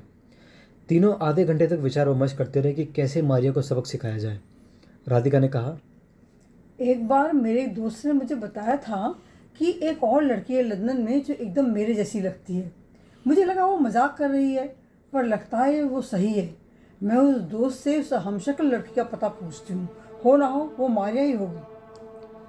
कुछ देर अपने दोस्त से बात करने के बाद राधिका ने कहा, मिल गया उस लड़की का एड्रेस, चलो एक्शन शुरू करते हैं। वो लोग मारिया के घर पहुंच गए। पुष्पेंद्र दीवार कूदकर मारिया के घर में दाखिल हो गया और उसने मेन गेट को खोलकर अनुराग और राधिका को अंदर बुला लिया। पुष्पेंद्र ने दरवाज़ा खटखटाया। मारिया ने गेट खोला और जैसे ही पुष्पेंद्र को देखा गेट बंद करने का प्रयास किया, लेकिन पुष्पेंद्र जूते की ठोकर मारकर अंदर दाखिल हो गया। क्यों राधिका जी, आज हम पर प्यार नहीं बरसाएंगी? आपने क्या सोचा था एक बेवकूफ़ हिंदुस्तानी है, सर पीट कर रह जाएगा, अंग्रेज़ों के देश में कर ही क्या पाएगा? लेकिन आपने गलत सोचा था। वैसे अमूमन मैं लेडीज़ पर हाथ नहीं उठाता हूँ, इसलिए मेरी आपसे इल्तिजा है कि बराए मेहरबानी आप कल के चुराए हुए हीरे हमें वापस कर दीजिए। मारिया ने अपने दरबान को आवाज़ लगाई, लेकिन अनुराग हाथ जोड़ता हुआ बोला, दरबान को काफ़ी चोट लगी है, वो यहाँ तक आ नहीं पाएगा। आपने क्या सोचा था पुष्पेंद्र अकेला है? हिंदुस्तान के हज़ारों करोड़ों लोग पुष्पेंद्र के साथ हैं। फिलहाल तो मैं भी यही कहूँगा कि बात बढ़ाने की जगह आप हीरे पुष्पेंद्र को दे दें। मारिया काफ़ी डर गई थी, लेकिन फिर भी हैंकड़ी दिखाती हुई बोली, मैं अभी पुलिस को बुलाती हूँ। तभी राधिका ने एक जन्नाटेदार थप्पड़ मारिया के गाल पर रसीद किया। थप्पड़ इतनी जोर से लगा कि मारिया चक्कर काट कर गिर पड़ी। पुष्पेंद्र ने आदत के अनुसार चुटकी लेते हुए कहा, बड़ा सालिन मारती हो, मुझे शादी करने से पहले 10 बार सोचना। मारिया एक थप्पड़ मेरी लाइन पर आ गई और बोली, मैं रॉबर्ट के लिए काम करती हूँ, मुझे कुछ नहीं पता। मैंने तो बस शीशे के टुकड़ों से हीरे बदल दिए और रॉबर्ट के हवाले कर दिए। ये सुनकर पुष्पेंद्र का दिमाग घूम गया। तो ये सारा खेल रॉबर्ट ने खुद चलाया था, खुद हीरे दिया और फिर चुरवा भी लिए। भाई ये गोरों का दिमाग गजब चलता है। आज तुम्हें पार्टी में जाना है क्या? हाँ, बुलाया है मुझे। लेकिन तुम नहीं जाओगी। फिर उन लोगों ने कम्युनिकेशन के सारे तार काट दिए, जितने भी मोबाइल लैंडलाइन थे वो सब डिस्कनेक्ट कर दिए और मारिया के हाथ पैर बांधकर उसे पलंग पर लटका दिया। अनुराग ने पूछा, तुम लोगों ने इतना बड़ा चक्कर चलाया कैसे? इसमें कोई मुश्किल नहीं था। जैसे ही हमें पता चला डफर नंबर 1 पुष्पेन यहाँ जियो बनकर आ रहा है, हमने उसकी कुंडली बना ली। राधिका, इसको एक चपाट और रसीद करो। मुझे डफर नंबर 1 कह रही है। तुम्हारी कार्य प्रणाली देखकर तो ऐसा ही लगता है। सही तो कह रही है। लेकिन फिर भी एक चपाट तो बनता है। इसके बाद उन लोगों ने मारिया के मुंह में कपड़ा ठूस दिया ताकि वो शोर न मचा सके। मारिया के घर के बाहर आकर उन्होंने नेम प्लेट के ऊपर इन हटाकर आउट साइन लगा दिया। मारिया की गाड़ी की चाबी देते हुए पुष्पेंद्र ने अनुराग से पूछा, मर्सिडीज है, चला तो लोगे ना? साले हमसे गाड़ी चलाना सीखा और हमें पाठ पढ़ा रहा है। पुष्पेंद्र ने अपनी मेकअप की कला से राधिका को मारिया बना दिया। सबने एक दूसरे को ऑल द बेस्ट कहा और अपने अपने काम को अंजाम देने चले गए। मारिया को देखकर रॉबर्ट ने हाथ हिलाया। Come on Maria, come on, let's celebrate। ये कहकर रॉबर्ट ने मारिया की ओर एक ड्रिंक का ग्लास बढ़ाया। राधिका ने ड्रिंक को सिप करते हुए पूछा, अभी बैंक में हो हल्ला तो नहीं बचा? जीएम साहब के क्या हाल चाल है? मुझे नहीं लगता कि अभी तक बैंक में बम फटा है। वैसे इस पार्टी के लिए जीएम साहब को भी बुला रखा है। वो देखो आ रहा है झूमता हुआ। सामने पप्पू आ रहा था। उसकी मुस्कुराहट देखकर रॉबर्ट बोला, लगता नहीं कि बम फटा है। चेहरे से तो पता नहीं चलता। ये तो खुश नजर आ रहा है। आने तो यहीं पूछते हैं। पुष्पेंद्र ने आकर रॉबर्ट से हाथ मिलाए। रात कैसी कटी तुम्हारी? एकदम फर्स्ट क्लास। हेड ऑफिस वाले प्रशंसा करते नहीं थक रहे। अरे रॉबर्ट साहब, 1-2 अपने जैसे ही केस और दिलवा दीजिए ना, फिर तो समझ लीजिए कि मेरा प्रमोशन पक्का। रॉबर्ट ने धीरे से मारिया से कहा, लगता है अभी भी हिंदुस्तान गुलाम है। डफर नंबर 1 है। राधिक ने रॉबर्ट से कहा, वो हीरे आपने हिफाजत से तो रखे हैं ना? अभी तो मेरी जेब में ही रखे हैं। एक खरीदार आ रहा है, उसे दिखाने हैं। अगर सही प्रॉफिट देगा तो 4-5 हीरे निकाल दूंगा। लो, फिलहाल तुम इन्हें अपने पास रख लो। बार बार जेब से हाथ निकाल के मिलाना पड़ता है, कहीं जेब से निकल ना जाए। ठीक है, लाओ मैं रख लेती हूँ। और वैसे भी इस सर्द रात में मैं भी थोड़ी देर इन हीरों की गर्मी ले लेती हूँ। राधिका ने तुरंत ही ये खुशखबरी अनुराग और पुष्पेंद्र को दी। पुष्पेंद्र पूरी प्लेट भरकर खाने में लगा हुआ था। अनुराग ने पुष्पेंद्र को धमकाते हुए कहा, ऐसे कह रहा है साले जैसे बारात में आया हो। चल जल्दी निकल ले भुक्कड़, काम हो गया है। क्यों, क्या तुम दोनों खाना नहीं खाओगे? अब जब पार्टी में आए हो तो खाना खाकर ही चलेंगे। घर जाकर कौन बनाने की जहमत उठाएगा? तुम्हारा पागलपन देखकर तो मैं तुमसे कभी शादी नहीं करूँगी। देख रहे हो मौत सिर पर मंडरा रही है और खाने में लगे हुए हो। अभी रॉबर्ट को पता चल गया तो हम तीनों को गोलियों से भरवा देगा वो। रॉबर्ट ऐसा कुछ नहीं करेगा। आने वाले 2 घंटे तक तो वो अपनी पतलून उतारेगा, पहनेगा, फिर उतारेगा, फिर पहनेगा। साले ने मेरा दिया हुआ चीज सैंडविच जो खा लिया। अनुराग और राधिका ने देखा वास्तव में अपनी पैंट पकड़कर रॉबर्ट अंदर की ओर भागा। ऐसा क्या किया तुमने? अंग्रेजी चीज सैंडविच में इसने हिंदुस्तानी जमाल गोटा खा लिया है। साले तू है बड़ा बदमाश। मतलब हमारे पास में अब 1-1.5 घंटे और हैं। नहीं नहीं, सुबेरे निकलना। जमाल घोटे का आफ्टर इफेक्ट। गहरी नींद लेगा बेटा। हम भी राम भक्त हनुमान हैं। इस पाजी की लंका को तो उजाड़ कर ही मानेंगे। तीनों ने आराम से खाना खाया। इस बीच रॉबर्ट अनेकों बार अंदर गया और बाहर आया और अंत में निढाल होकर लॉन में ही सो गया। सारे आए हुए गेस्ट रॉबर्ट के इस विचित्र व्यवहार से चकित थे। रॉबर्ट के यहाँ से वापस आते समय अनुराग ने बताया कि वो सुबह 8 बजे की फ़्लाइट से इंडिया चला जाएगा। भाई ये कैसे संकट मोचन हुए तुम? मुझे मझदार में छोड़कर चले जाओगे? देख लेना, कल रॉबर्ट पूरी शक्ति से अटैक करेगा। राधिका ने भी अनुराग को 1-2 दिन रुकने का आग्रह किया। ठीक है, तू गलतफहमी में मत रहना, क्योंकि तू बहुत ही उल्टे सीधे काम करता है। मैं राधिका के कहने पर रुक रहा हूँ। अब ये बताओ कि हमें कल क्या क्या करना चाहिए। अरे करना क्या है, अब जाकर सोएंगे और सुबह हवन करेंगे, हवन करेंगे, हवन करेंगे। बस तेरी इन्हीं बातों में गुस्सा आता है। मुझे रोक रहा है तो कल की स्ट्रेटजी बना। कल की क्या बनाऊं? सूजी का हलवा? हलवा नहीं, स्ट्रेटजी। इन तीनों ने अगले दिन की रणनीति बनाई। पुष्पेंद्र तो अधिकांश समय मोबाइल से ही खेलता रहा। अगले दिन 11 बजे रॉबर्ट, मारिया और 8-10 गनमैन धड़धड़ाते हुए 10 फ्लोर पर बने सिटी बैंक के दफ्तर में घुस गए। रॉबर्ट ने दहाड़ लगाई। साले कहाँ है पुष्पेंद्र का बच्चे? सामने आ जा, तुझे जिंदा नहीं छोड़ूंगा। हाथ जोड़ता हुआ पुष्पेंद्र रॉबर्ट के सामने आ गया। अब माई बाप सरकार, का गलती हुई को हमसे? कहाँ है हमारे वो 15,000 करोड़ के हीरो? वो तो माई बाप हमने हेड ऑफिस में भिजवा दिए। लोन के लिए तो अपने हीरो की जमानत दी थी ना, बस हमने जमा करा दिए। तो ले, अब गोलियों से छलनी होने के लिए तैयार हो जा। जैसे ही रॉबर्ट एम लगाकर गोली चलाना चाहता था, उसके सामने राधिका और अनुराग आ गए। अनुराग ने रॉबर्ट को धमकाते हुए कहा, ऐसी गलती कभी मत करना रॉबर्ट। तुम लंदन के नेशनल टीवी पर और हर न्यूज़ चैनल पर लाइव दिख रहे हो। राधिका ने वहां लगे कई टीवी सेट को रिमोट से ऑन कर दिया। टीवी चैनल पर रॉबर्ट और मारिया अन्य गनमैन के साथ दिखाई दे रहे थे। ये देखकर रॉबर्ट की रूह तक कांप गई। ये तो तुमने देखा न्यूज़ चैनल का हाल, अब देखो सीसीटीवी पर हमारी तैयारी है। इस बार राधिका ने दूसरे रिमोट से सीसीटीवी चालू कर दिया। रॉबर्ट ने देखा चारों ओर पुलिस ही पुलिस। रॉबर्ट समझ गया कि अब वो कुछ नहीं कर सकता, वो खत्म हो चुका है। लेकिन पुष्पेंद्र के लिए उसके दिल में इतनी कटुता थी कि उसने दौड़कर पुष्पेंद्र को गोदी में उठा लिया। अरे अरे क्या कर रहा भैया? गुलगुली होती है, क्या करने जा रहे हो भैया? जरा रुको, उतार दो हमें। रॉबर्ट ने दौड़ के पुष्पेंद्र को 10वें माले की खिड़की से नीचे फेंक दिया। राधिका और अनुराग चीखते रह गए। राधिका ने भी 10 माले से कूदने का प्रयास किया, लेकिन अनुराग ने उसे पकड़ लिया। लंदन पुलिस तुरंत एक्शन में आ गई और उसने आनंद फानन में मारिया, रॉबर्ट और उसके गैंग के सभी सदस्यों को अरेस्ट कर लिया। राधिका बहुत देर तक पुष्पेंद्र की याद में रोती रही। अनुराग भी बहुत दुखी था कि उसका बेस्ट फ्रेंड अब इस दुनिया में नहीं रहा। ऑफिस के कर्मचारी भी बहुत दुखी थे क्योंकि पुष्पेंद्र उल्टी सीधी इंग्लिश अपनी खुश मिजाजी से सबका दिल जीत लेता था।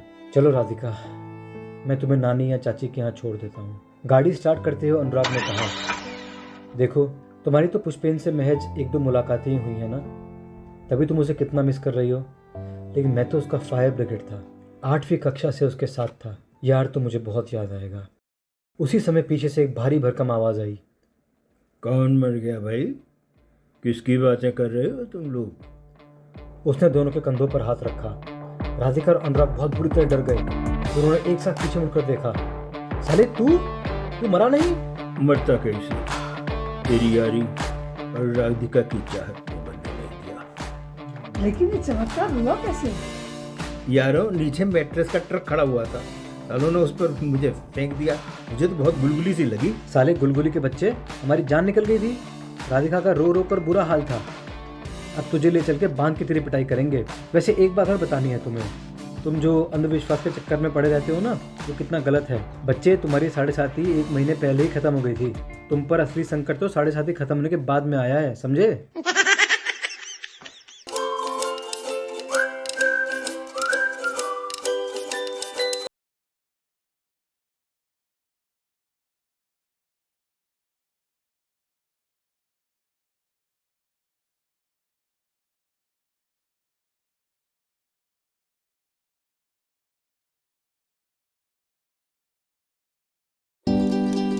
कुछ व्यक्ति अपने आप को हरफन मौला समझते हैं, लेकिन वास्तव में होते अल्पज्ञानी हैं और अक्सर ये अल्प ज्ञान उनकी जग हंसाई का कारण बन जाता है।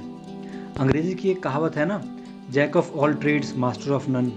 ऐसे व्यक्तियों पर सटीक बैठती है। पर ऐसे व्यक्ति दिल के बड़े साफ और नियत के मनोरंजक होते हैं। यह अपने आप को सही साबित करने के लिए थोड़े गप्पी भी हो जाते हैं। ऐसा ही है मेरा प्रिय मित्र पुष्पेंद्र। 5 फुट 8 इंच का पुष्पेंद्र आकर्षक दिखता है, लेकिन उसकी हरकतों की वजह से लोग उसे पप्पू बुलाते हैं। रविवार के दिन मैं सिटी हॉस्पिटल के चौराहे पर खड़ा हुआ था कि मैंने देखा पुष्पेंद्र पूरी गति से दौड़ा चला आ रहा है। मैंने उसे रोका और कहा, अरे भाई पुष्पेंद्र, कहाँ भागे चले जा रहे हो? क्या पुलिस पीछे पड़ी है? पुष्पेंद्र हाफते हुए रुका और बोला, नहीं भाई, पुलिस नहीं, दिनेश के गांव वाले मेरे पीछे लगे हुए हैं। देख, आ तो नहीं रहे मेरे पीछे। कोई नहीं आ रहा तेरे पीछे, घबरा क्यों रहा है? और ये दिनेश के चाचा तो हॉस्पिटल में भर्ती थे ना, तो क्या उन्हें देखने गया था? हाँ यार अनुराग, भलाई का जमाना ही नहीं रहा। दिनेश के चाचा को देखने गया था, बहुत भीड़ थी। चाचा प्रधान जो ठहरा, गब्रू पहलवान से लेकर मजलू मोची तक सब थे।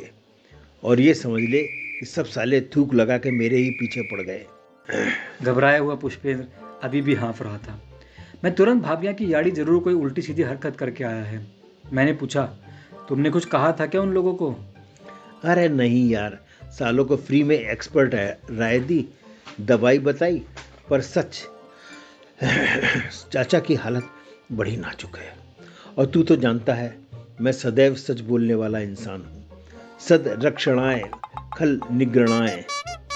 मैंने बमुश्किल हंसी दबाते हुए हाँ में सर हिलाया। तो मैंने उन्हें बता दिया कि मेरे फूफा जी को भी यही बीमारी हुई थी। एड़िया घिस घिस के मरे थे। इस बीमारी का कोई इलाज ना है। और उसी पल जैसे मेरी बात को सच साबित करने के लिए चाचा जोर जोर से खांसने लगा। लोगों ने पूछा, यह क्या? अरे मैंने अपने अनुभव से बताया, जैसे लौ बुझने से पहले फड़फड़ाती है, वैसे ही चाचा फड़फड़ा रहा है। बस थोड़ी देर में निकलने वाला है ये। अब तू ही बता यार अनुराग, मैंने क्या गलत कह दिया?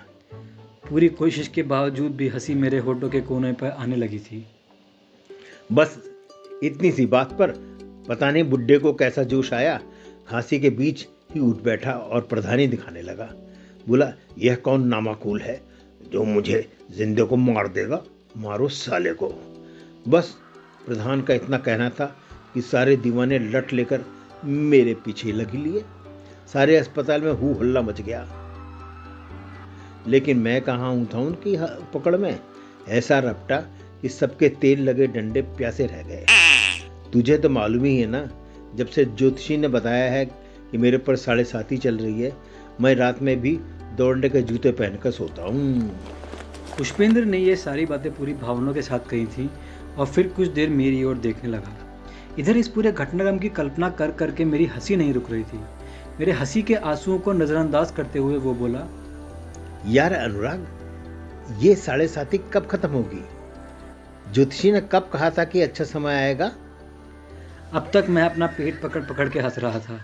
कभी कभी मुझे शक होता था कि ये जानबूझकर ऐसी बातें तो नहीं करता दूसरे को हंसाने के लिए, लेकिन एक नज़र उसके गंभीर चेहरे को देखकर समझ आ जाता था कि ये सब सच में हुआ। अब बस भी कर हंसने को, या हंसे ही जाएगा?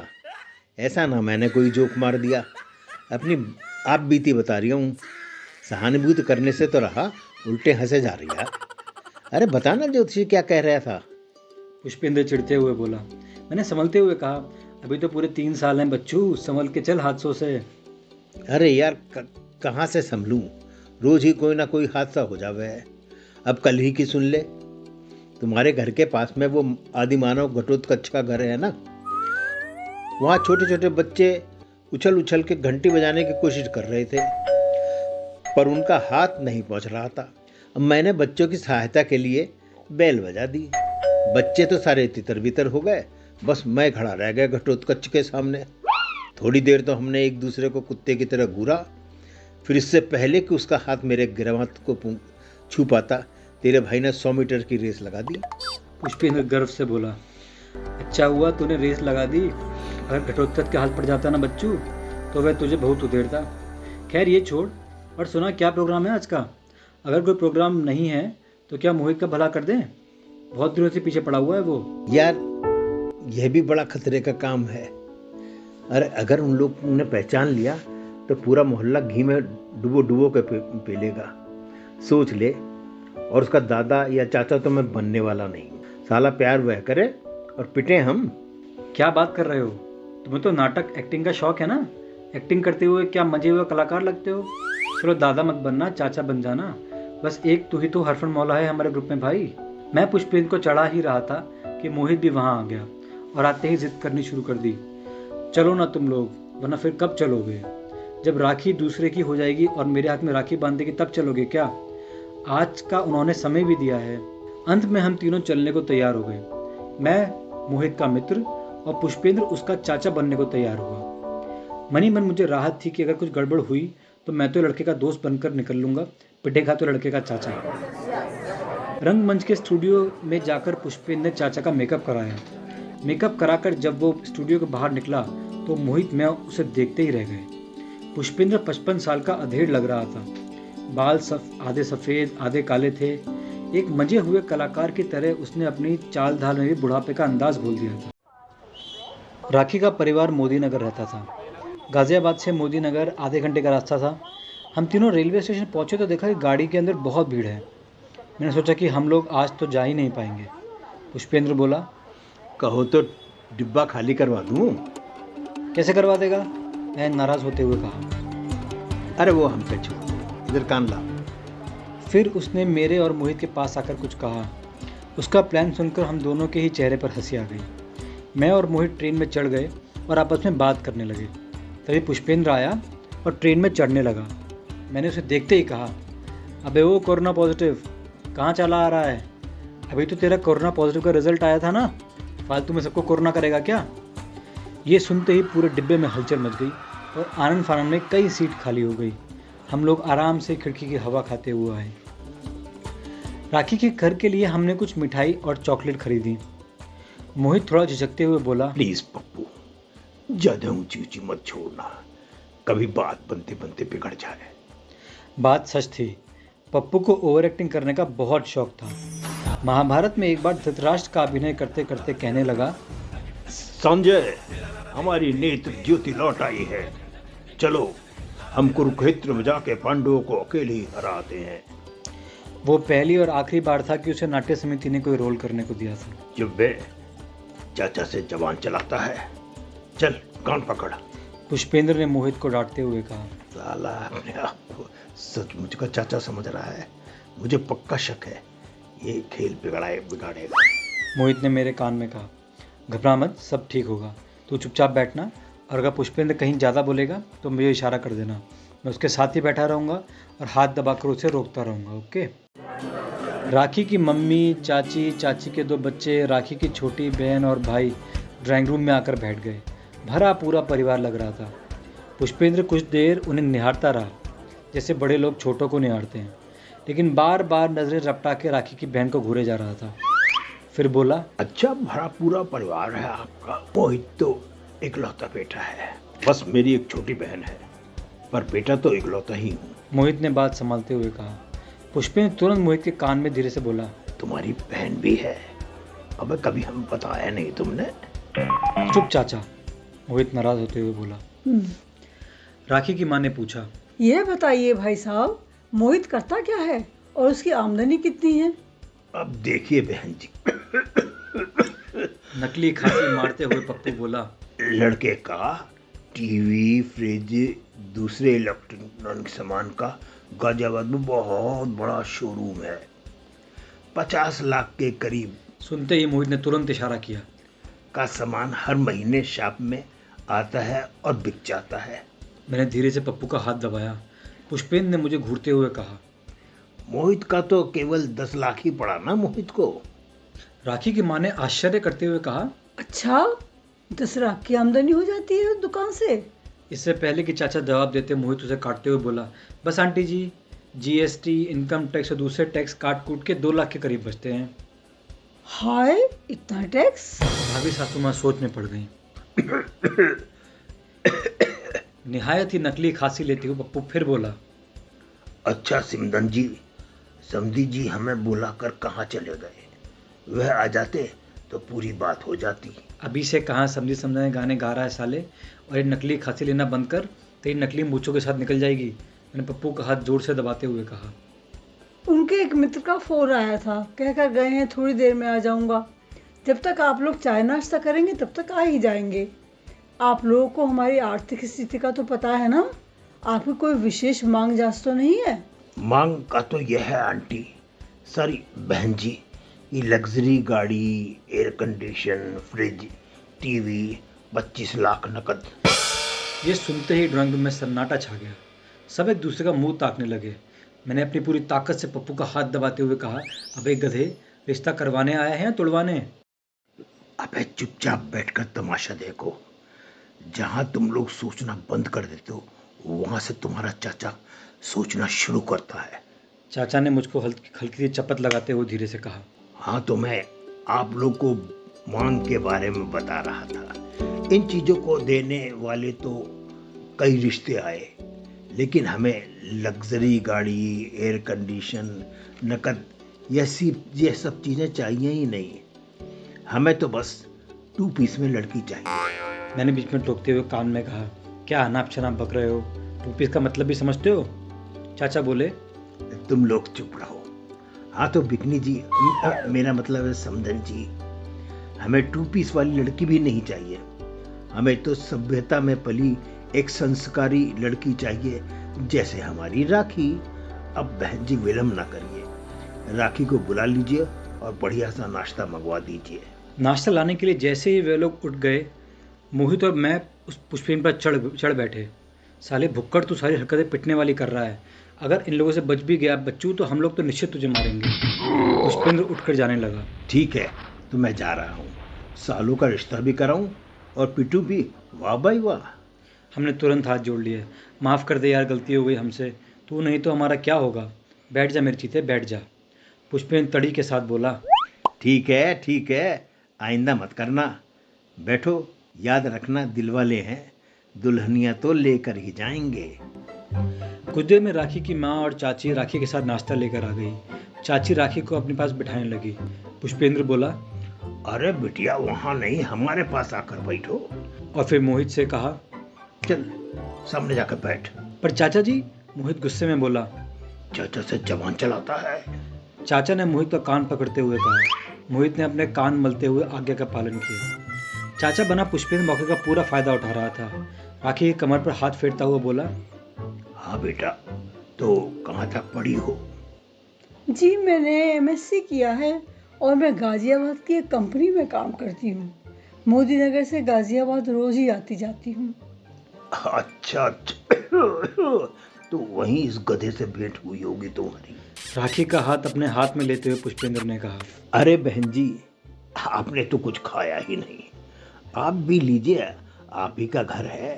पुष्पेंद्र हंसते हुए बोला, और डाइट कोक नहीं है क्या? असल में हम डाइटिंग कर रहे हैं, इसीलिए तो इतने फिट हैं। उम्र 70 की है, लेकिन शरीर से 27 साल 2 महीने 5 दिन के दिखते हैं।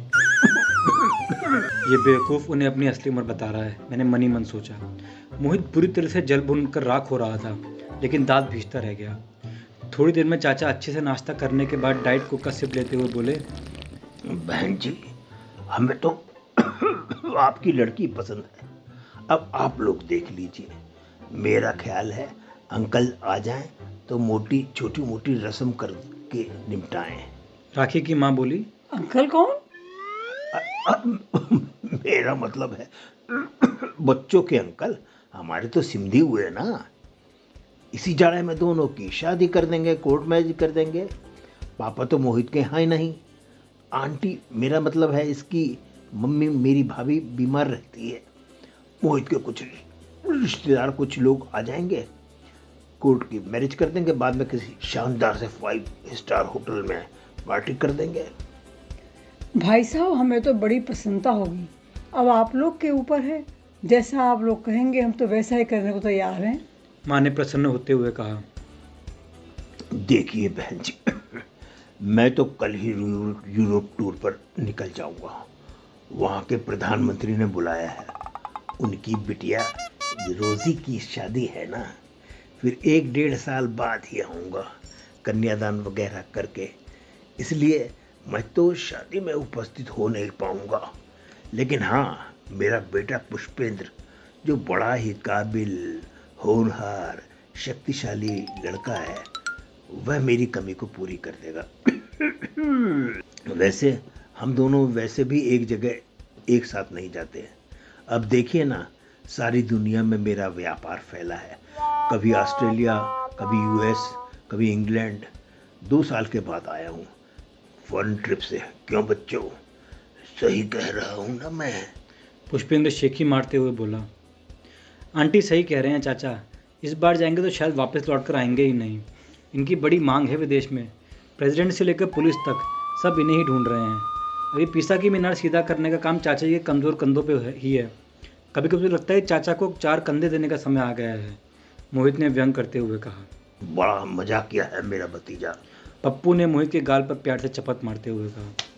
थोड़ी देर में राखी के पापा भी आ गए और हमें विदा करते समय शगुन के रूप में मेरा 5,000 एक, चाचा का 11,000 एक और मोहित का 21,000 एक का टीका किया। मोहित ने भी एक सोने की अंगूठी राखी को पहना दी। बाहर निकल के पुष्पेंद्र ने कहा, यार यह तो बड़ा अच्छा धंधा है। नाश्ता भी करो, हाथ भी फेरो और 11,001 से टीका भी करवाओ। अब चलो, अब कौन सी लड़की देखने चलना है? बेटा आप किसी लड़की को नहीं देखना, अब तुझे पिटना है। पता नहीं तुझे क्या मज़ा आता है।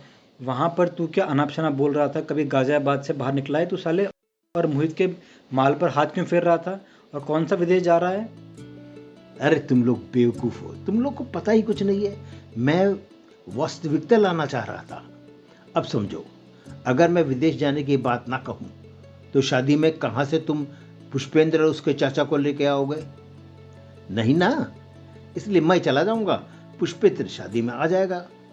और रही हाथ फेरने की बात, तो ये तो बड़ों का प्यार है, आशीर्वाद है। तू जानता है ये चाचा लोग तो वैसे भी बड़े ठरकी किस्म के होते हैं। एक किस्सा सुनाऊं? बस हमें माफ़ कर दे भाई, समझ गया अक्लमंद। अब जाकर टिकट ले ले, 11,000 का टीका हुआ है तुम्हारा। बेटा भूल जाओ उन 11,000 को, वह तो मेरी फीस है।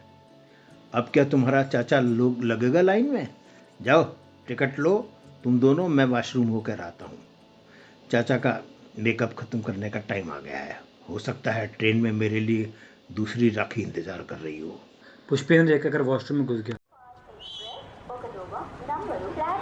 मैंने मोहित से कहा, बहुत बदमाश है चाचा। हम बात कर ही रहे थे कि तभी मोहित के चेहरे की हवा गुल हो गई। उसी पल मेरे कंधे पर किसी ने हाथ रखा। मैं पलटा तो पीछे राखी के पापा खड़े थे।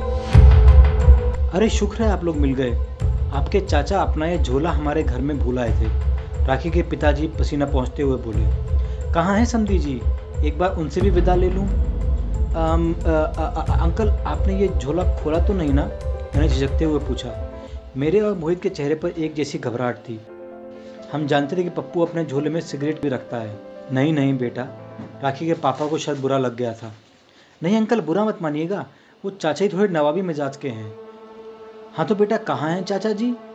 वो अंकल वो मैं और मोहित सोच ही रहे थे कि क्या बोले, तभी पीछे से आवाज़ आई। यह साली मुझ तो उतरी नहीं रही, बड़ी मुश्किल से निकाली है। अगली बार तुम चाचा बनना। हमेशा की तरह पप्पू अपने धुन में चला आ रहा था। ओए राखी के पापा को देखकर अनायास ही पप्पू की चीख निकल गई। एक पल समझ नहीं पाया क्या करे। समझी जी आप? पप्पू अपने कैरेक्टर में आ रहा था। वो भूल गया था कि उसने चाचा जी का मेकअप उतार दिया है। जी आप कौन? राखी के पिताजी को शक हो रहा था। अरे मुझे नहीं पहचाना, अभी तो मिले थे। इससे पहले पप्पू अपना भांडा खुद ही फोड़ता मोहित कूद कर बोला, पापा जी ये पुष्पेंद्र चाचा जी का बेटा। चाचा जी तो हमने पिछली वाली ट्रेन से बिठा के विदा कर दिया था। वो थोड़े नवाबी मिजाज के हैं, अकेला ट्रैवल करना पसंद करते हैं। पप्पू बोल पड़ा। हाँ हाँ चाचा जी। तभी मैंने लात मारी। मेरा मतलब मेरे पापा बिना आरक्षण के सफ़र करते ही नहीं, बहुत रईस है ना वो। पर आप मुझे समझे क्यों बुला रहे हैं? और ये मूंछों का क्या मान रहा है? और ये क्या कह रहे थे कि अगली बार तुम चाचा बनना? चल भाई बता। एक पल हम सब सोच में पड़ गए। लगा कि आज तक भांडा फूट ही जाएगा। मुझे तो जेल की चारदीवारी नजर आ रही थी। अरे पापा, मोहित फिर बोला, ये पुष्पेंद्र मेरे बराबर उम्र का ही है, लेकिन खुद को मेरा बड़ा भाई समझता है। वैसे ही स्नेह रखता है, इसलिए आपको समधी जी बुला रहा था। अच्छा, वैसे देखने में तो पुष्पेंद्र जी तुमसे कम से कम 10-15 साल बड़े लगते हैं। राखी के पिताजी पुष्पेंद्र घूरते हुए मोहित से बोले। अंकल वैसे मुझसे ज़्यादा गुबरू तो पूरे उत्तर प्रदेश में कोई नहीं है। 3 बार मिस्टर मेरठ का खिताब जीत चुका हूँ। पुष्पेंद्र अपनी गिरती इज्जत को संभालने के लिए बोला। अच्छा, और ये जो पुष्पेंद्र जी कह रहे थे कि मूछ उतार नहीं रही है, इसका क्या माजरा है? और उन्होंने अभी ऐसा क्यों कहा कि अगली बार तुम चाचा बनना? राखी के पिता संदेह करते हुए बोले। चल भाई अनुराग बता। अंकल असल में पुष्पेंद्र एक्टिंग करता है और अभी एक नाटक में इसने धृतराज की भूमिका निभाई थी। तो धृतराज पांडवों के चाचा थे ना, और उनकी मूछें भी थीं। अब की बार मैंने बात संभालते हुए कहा। ओह, तो नौटंकी करते हैं पुष्पेंद्र जी, राखी के पिताजी बोले। बिल्कुल सही समझे अंकल। मोहित और मैं मोहित के भाभी ससुर की हाँ में हाँ मिलाने लगे। किसी तरह से हमने राखी के पिता को टाला और जाकर ट्रेन में बैठने को चले। यार साला, खाम बेइज्जती करवा दी तुम लोगों ने। मैं अभी अपने पापा मतलब अपने चाचा से कह के इस राखी के बाप को ठिकाने लगवा दूंगा। पप्पू अपना हाथ मलते हुए बोला। मेरा और मोहित का बुरा हाल, समझ नहीं रहा था कि हंसे या रोएं। ट्रेन में हम देखा कुछ लड़के दो लड़कियों को छेड़ रहे थे। लड़कियों ने वहां से जाना चाहा तो लड़कों ने सामने की सीट पर पैर फैलाकर रास्ता रोक दिया और गाना गाने लगे। पुष्पेंद्र ने कहा, यार, मांग बदौलत के होते हुए इनकी हिम्मत कैसे पड़ रही है लड़कियां छेड़ने की। आज हमारे पास ये सही पड़ रहे हैं, क्यों ना इन्हें भी सबक सिखाया जाए। इन चक्करों में मत पड़ भाई, पता नहीं कितने हो गिनती में और भारी पड़ जाएं हम पर। वैसे भी हम मारधाड़ करने थोड़ी आए हैं, मोहित ने कहा। अरे यार, हम तो गांधी के पुजारी हैं। मारधाड़ से तो हमारा दूर दूर तक नाता नहीं है। बस वही फार्मूला अपनाएंगे जिससे कई बार सफलता मिल चुकी है। ठीक है, फिर वही फार्मूला अपनाते हैं। हम चलते हैं, तू 5 मिनट बाद आना। मोहित और मैं लड़कों के सामने बैठ गए और भूमिका बांधनी शुरू कर दी। मैंने मोहित से कहा, तुझे मालूम है मुंबई का बिल्लू बदमाश भी इसी ट्रेन में सफ़र कर रहा है? तुझे कैसे पता? क्या तूने ट्रेन में चढ़ते हुए देखा है उसे? मोहित ने पूछा। अरे तो क्या ऐसे ही कह रहा हूँ, आज ज़रूर ट्रेन में कोई बड़ा हादसा होगा या मारधाड़ होगी, मैंने कहा। अरे साला, इधर ही आ रहा है, मोहित ने झाँकते हुए कहा। सामने बैठे हुए लड़के भी थोड़ा डर गए। पूछा, कौन है भाई साहब, कौन आ रहा है? मोहित ने उन्हें डराते हुए कहा, अरे तुम्हें नहीं मालूम, अभी पिछले संडे जो डबल मर्डर हुआ था वो बिल्लू बदमाश ने ही किया था। साला है बड़ा खतरनाक और पुलिस के हाथ नहीं आता। पुष्पे ने थोड़ा मेकअप कर लिया था, बाल बिखरे हुए थे, कॉलर चढ़ा हुआ था और एक बटन खोल दिया था और गले में रुमाल बांधा हुआ था। पूरा टपोरी लग रहा था। हमें देखकर बोला, ए साला चिकना, तुम लोग भी इधर मिल गया।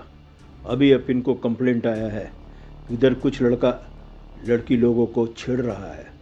तुम छेड़ा क्या? और कौन गा रहेला था? रुक जाना हो जाना। नहीं भाई, हम लोग तो अभी आके बैठे हैं। सामने वाले लड़कों की तरफ इशारा करते हुए मैंने कहा, ये लोग पहले से बैठे हैं, इन्होंने कुछ किया हो तो हमें नहीं पता। अपुन का हिस्ट्री इन लोगों को बता देने का, नहीं तो अपुन इनका ज्योग्राफिया बिगाड़ देगा। ठीक है भाई, बताता है अभी। फिर हमने उन लड़कों को कहा, तुम्हारी खैरियत इसी में है कि तुम लोग यहाँ से रुफचक्कर हो जाओ।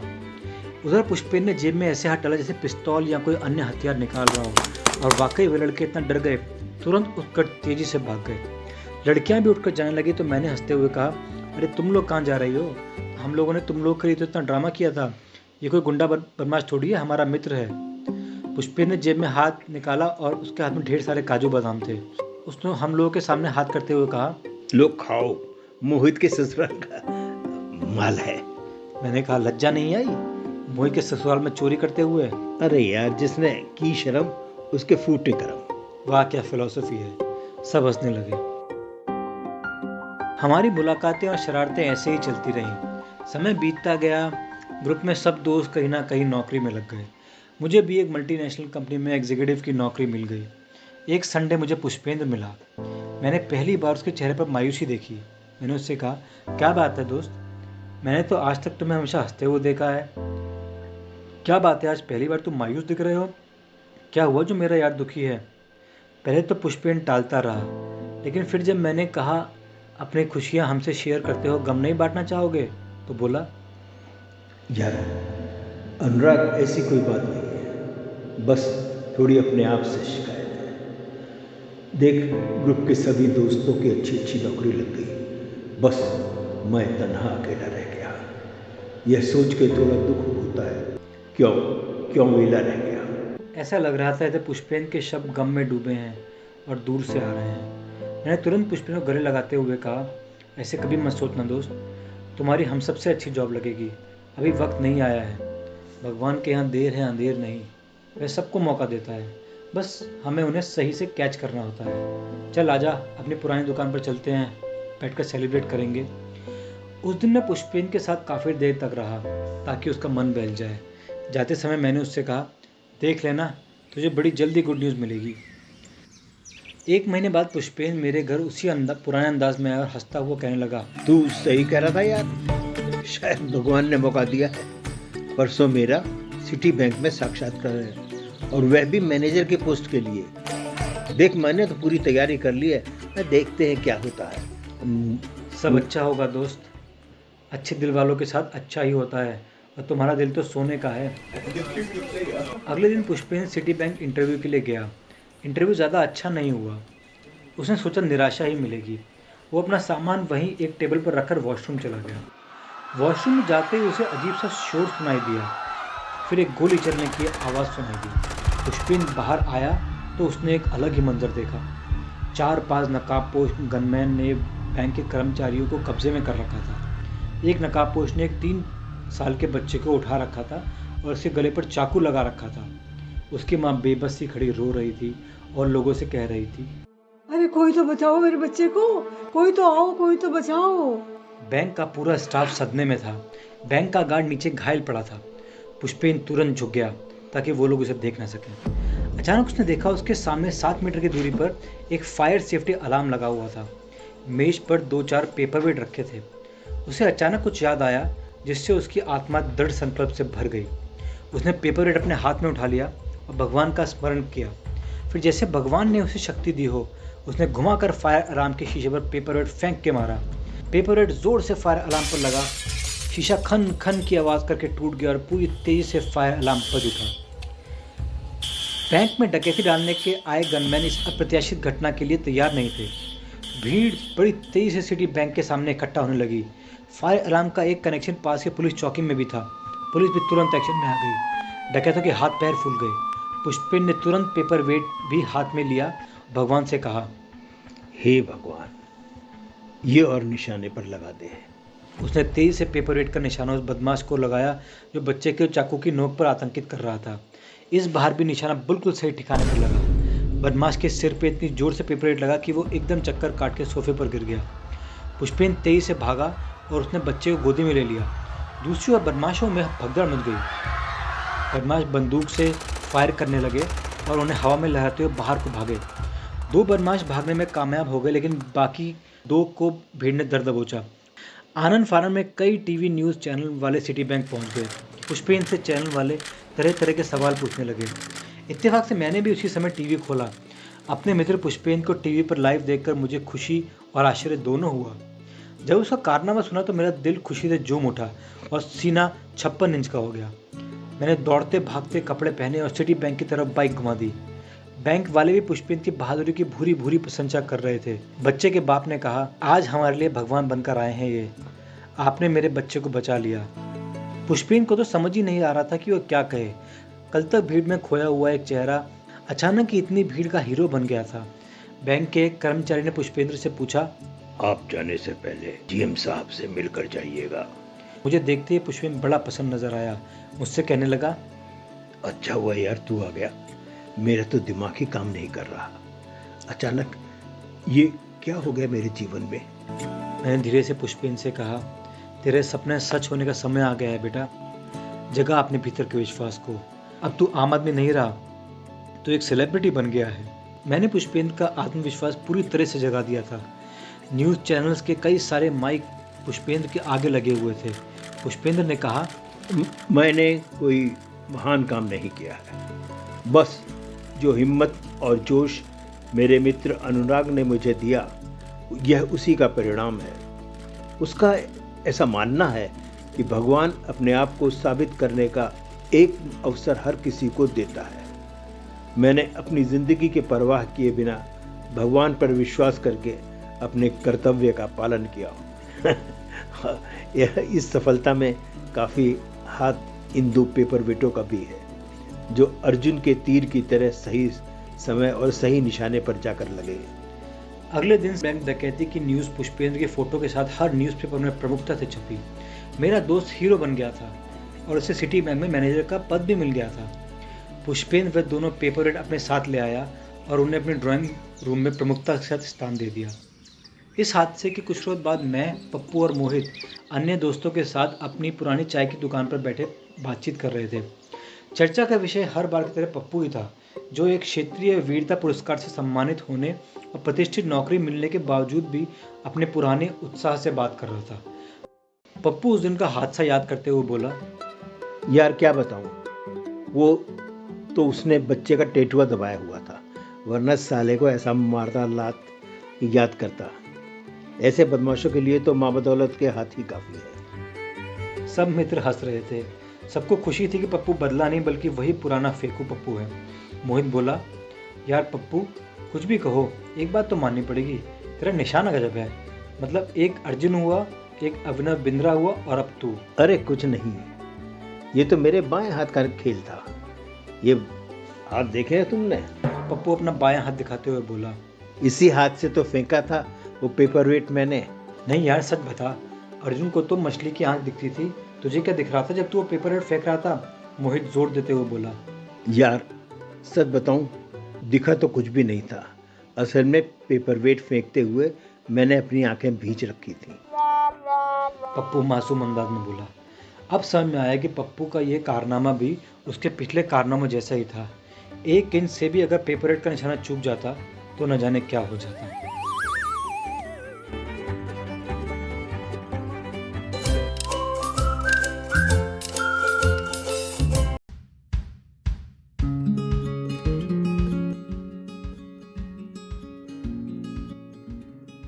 एक कहानी, पप्पू का स्कूटर, वो मैं आज आपको सुनाता हूँ। भगवान ने इंसान बनाए, वहीं कुछ नमूने भी बनाए हैं। आज मैं उन्हीं में से एक नमूने पुष्पेंद्र उर्फ पप्पू की कहानी आप लोग को सुना रहा हूँ। अपना पप्पू एक नंबर का फेंकू, झूठ बोलने में पारंगत था।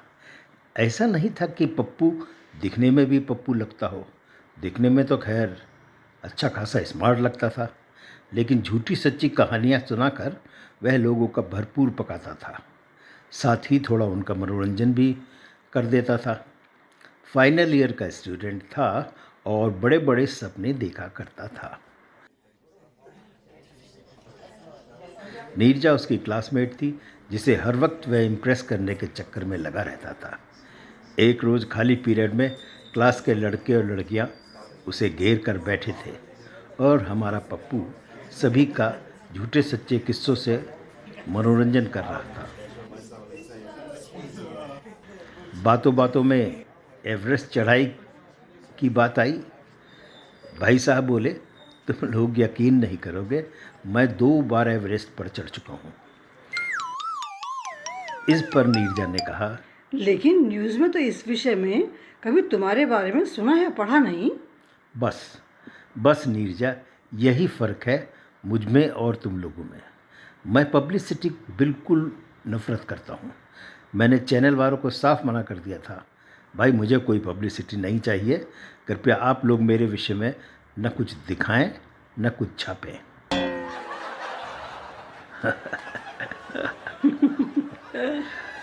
एक छात्र ने पूछ लिया, पुष्पेंद्र तुम्हें कार चलानी तो आती होगी? ले, कार चलाना ये कौन सी बड़ी बात है, मैं तो हवाई जहाज़ तक उड़ा सकता हूँ। है ही क्या हवाई जहाज़ चलाने में, बस कार की तरह चलाओ और फिर एक लीवर ऊपर को कर दो, प्लेन उड़ने लगेगा।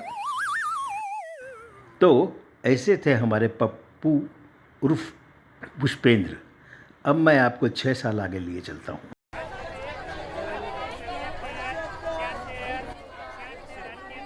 पुष्पेंद्र का पारा 7वें आसमान पर जा पहुंचा था। उसे गुस्सा था उस मैनेजर पर जिसने इस चिलचिलाती गर्मी में इस खटारा स्कूटर पर दिल्ली से नोएडा ऑफिस के काम से भेजा था।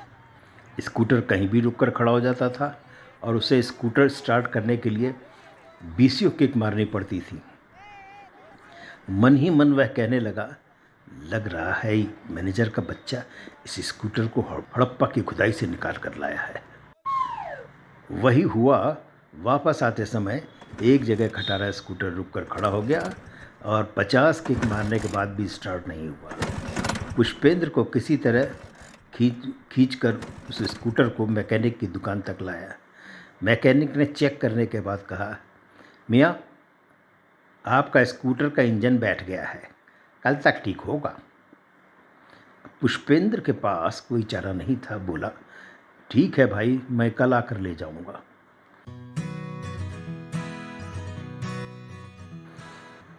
गर्मी और पसीने के कारण पुष्पेंद्र की बुरी हालत थी।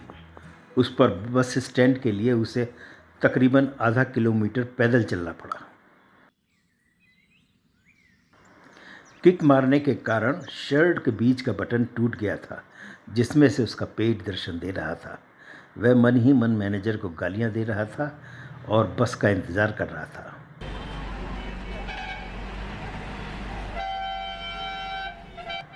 तभी पुष्पेंद्र ने देखा एक चमचमाती हुई लग्जरी गाड़ी उसके पास आकर रुकी और उसमें से एक स्टाइलिश लेडी बाहर निकली। उसने गॉगल उतारते हुए पुष्पेंद्र को देखा। पुष्पेंद्र तुरंत उसे पहचान गया। अरे, यह तो नीरजा है। अगर इसने मुझे इस वेश में देख लिया तो कयामत आ जाएगी। शर्ट का बटन टूटा हुआ है, कपड़े भी निहायत मामूली पहने रखे हैं। इज्जत का भाजीपाला हो जाएगा। पुष्पेंद्र तुरंत पीछे मुड़कर दूसरी तरफ देखने लगा ताकि नीरजा की नज़र उस पर न पड़े। उसने हाथ में लिए हेलमेट को वहीं फेंक दिया ताकि नीरजा को पता न लगे कि भाई साहब स्कूटर पर थे। उसने सोचा, सालों बाद नीरजा मिली है और वह इस वेश में है। उसका मन करने लगा कि धरती फट जाए और सीता की तरह वह उसमें समा जाए। लेकिन नीरजा तो उसी के कारण वहाँ पर आकर रुकी थी। अरे पुष्पेंद्र, तुम कैसे खड़े हो? क्या हुआ? पुष्पेंद्र चकरा गया। फिर उसने अपने आप को संयमित करते हुए उस पुराने पुष्पेंद्र को जगाया। नीरजा, तुम? अरे कुछ नहीं, पिछली क्रॉसिंग पर मेरी कार खराब हो गई थी। उसी में मैकेनिक के यहाँ खड़ी करके कैब से दिल्ली जा रहा हूँ। अपना पेट छुपाते हुए उसने नीरजा से सफ़ेद झूठ बोला। और कोई चारा भी नहीं था।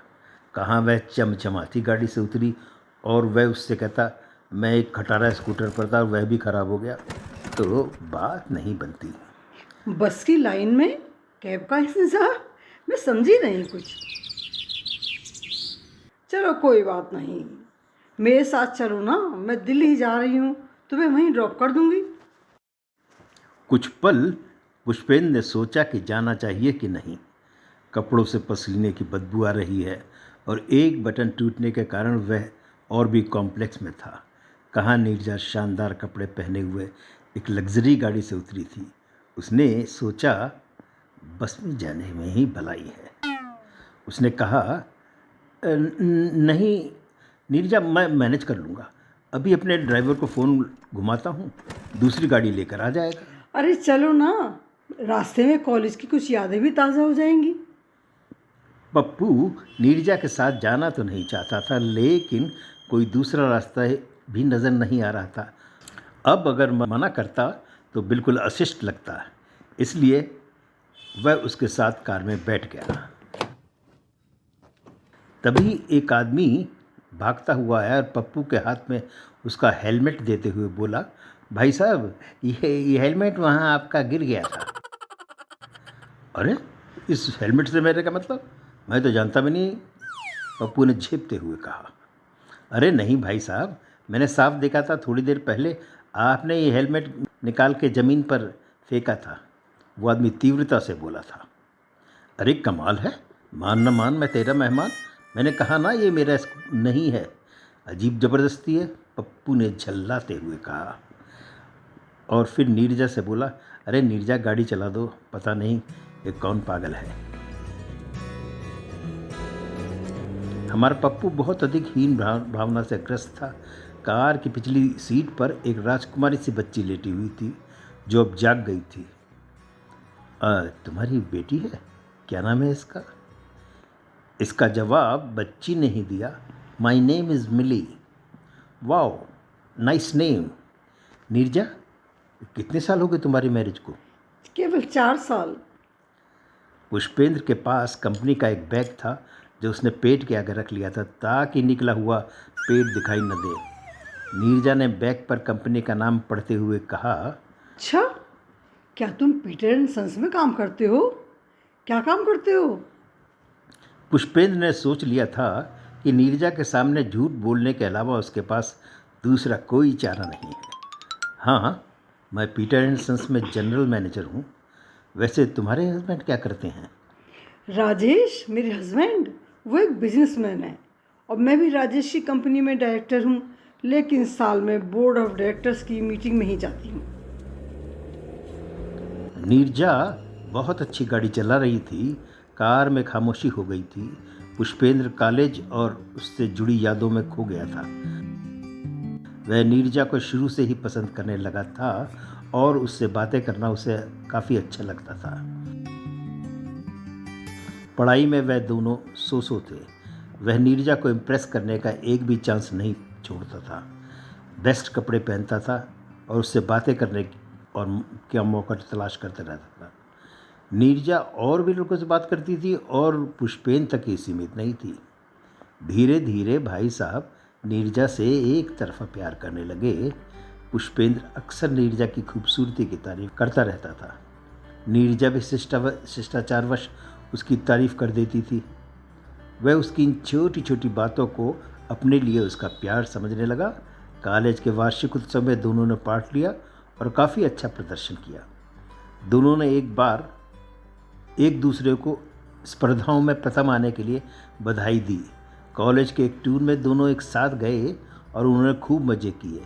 ऐसे ही 2 साल बीत गए। दोनों ही पास हो गए और उनकी पढ़ाई समाप्त होने का समय आ गया।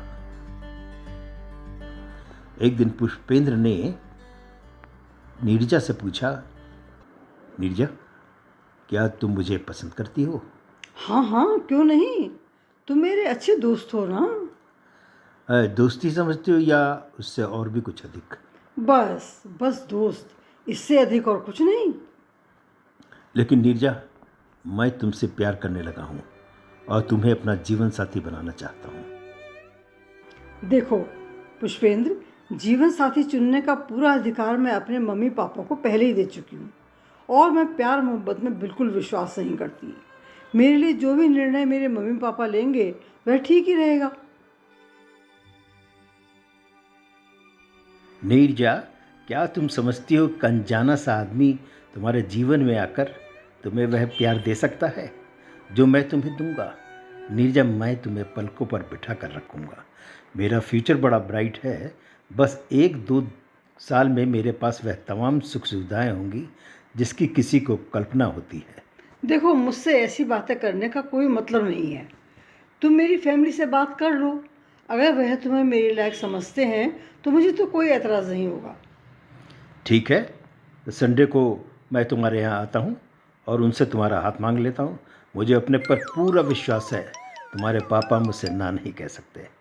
कहने को तो उसने नीरजा से बड़ी बड़ी बातें कर दी, पर भविष्य का उसे कुछ पता नहीं था। संडे के रोज पुष्पेंद्र नीरजा के घर गया। घर बड़ा ही शानदार था। नीरजा के पापा क्लास 1 ऑफिसर थे। उन्होंने अपनी रौबीली आवाज़ में पुष्पेंद्र से पूछा, हाँ तो मिस्टर पुष्पेंद्र, तुम्हारे पापा सेक्शन ऑफिसर हैं और तुमने पढ़ाई पूरी कर ली है। अब तुम्हारे फ्यूचर प्लान्स क्या हैं? बस अंकल, अब बढ़िया सी नौकरी करूँगा और सारी सुख सुविधाएं पैदा करूँगा ताकि मेरे होने वाली बीवी को कोई असुविधा ना हो। मतलब यह कि अभी तक तुम कुछ कमाते नहीं हो। ठीक है, जब तुम इस लायक हो जाओ, सारी सुख सुविधाएं जुटा लो, तब आना नीरजा का हाथ मांगने। तुम्हें पता नहीं है कि नौकरियां मिलना इतना आसान नहीं है।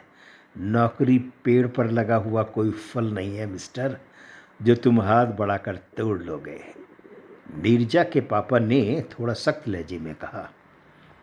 तो इतना ही मुश्किल भी नहीं है अंकल। अच्छे नंबरों से पास हुआ हूँ, देखने में स्मार्ट लगता हूँ। अच्छी नौकरी तो मिल ही जाएगी। ठीक है, जब मिल जाएगी तब आना। अभी मैं तुम्हारे बारे में सोच भी नहीं सकता। एक बेरोजगार के हाथ में मैं अपनी लड़की का हाथ कैसे दे दूं? अंकल ने फटकारते हुए कहा। पुष्पेंद्र को बढ़ चढ़ कर बोलने की आदत तो थी ही। देखिएगा अंकल, एक दिन आप और नीरजा पछताएंगे। मुझे मालूम है कि मैं बहुत जल्दी बहुत बड़ा आदमी बनने वाला हूँ। धन दौलत, गाड़ियाँ, नौकर चाकर सब होंगे मेरे पास।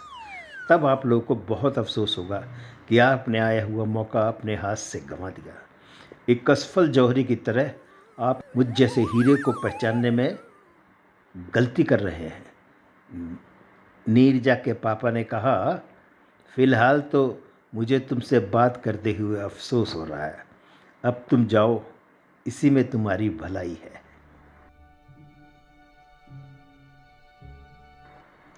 आज वह सोच रहा था कि इतनी कितनी बढ़ चढ़ कर बातें उसने नीरजा के पापा और नीरजा से की थी और हकीकत में कुछ भी नहीं कर पाया था। पीटर एंड सन्स में मामूली सी नौकरी करता था और कहाँ नीरजा इतनी शानदार और लग्जरी लाइफ जी रही थी। पुरानी बातों को सोचकर उसे हंसी भी आ रही थी और दुख भी हो रहा था। काफ़ी देर बाद दोनों कॉलेज के किस्से शेयर करते रहे, हंसते रहे। पीछे से मिली की आवाज़ आई, मम्मा बिस्कुट दे दो, भूख लग रही है। मम्मा बिस्कुट यूएस वाले देना। ठीक है बेटा, वही यूएस वाले बिस्किट ही दूंगी तुम्हें। नीरजा ने गाड़ी के डैशबोर्ड से खोलकर बिस्कुट का एक पैकेट निकाला और पीछे मिली को दे दिया। उसने एक पैकेट पुष्पेंद्र को भी दिया। अरे वाह, यूएस के बिस्कुट मुझे भी बड़े अच्छे लगते हैं। मैं जब भी यूएस जाता हूँ तो ढेर सारे बिस्कुट लेकर आता हूँ। पुष्पेंद्र अपनी फेंकने की आदत से बाज नहीं आया और यूएस को बीच में ले आया। अच्छा, तो तुम विदेश जाते रहते हो? हाँ नीरजा, विदेश जाना तो लगा ही रहता है। बस यह समझ लो, नीरजा की साल में 4-5 महीने तो विदेश में रहना ही पड़ता है। नीरजा समझ गई कि पुष्पेंद्र झूठ बोल रहा है। वह अपनी हंसी को बमुश्किल रोक पाई। सीरियस होते हुए बोली, अच्छा, तो तुम कंपनी की तरफ से जाते रहते हो? कंपनी की तरफ से तो एक आध बार। वैसे तो मैं अपने पैसों से अपने आप ही जाता हूँ। बस यह है कि विदेश जाने में 2 दिन तक पैरों में चींटियाँ सी काटने लगती हैं। चींटियाँ सी? चींटियाँ सी क्यों काटने लगती हैं भला? अरे वही, जेट लैग के कारण लेग में जेट हो जाता है। क्यों, तुम्हें नहीं होता क्या जेट लैग? अनभिज्ञ पुष्कर ने पूछा। नीरजा तुरंत भाग गई। पप्पू की असलियत इस बार वह अपनी हंसी पर कंट्रोल नहीं कर पाई और जोर से हंसी। हाँ, मेरे साथ भी ऐसा ही होता है पुष्पेंद्र। यह वह बंदा कह रहा था जिसने शायद अभी तक एयरपोर्ट को ठीक से नहीं देखा था।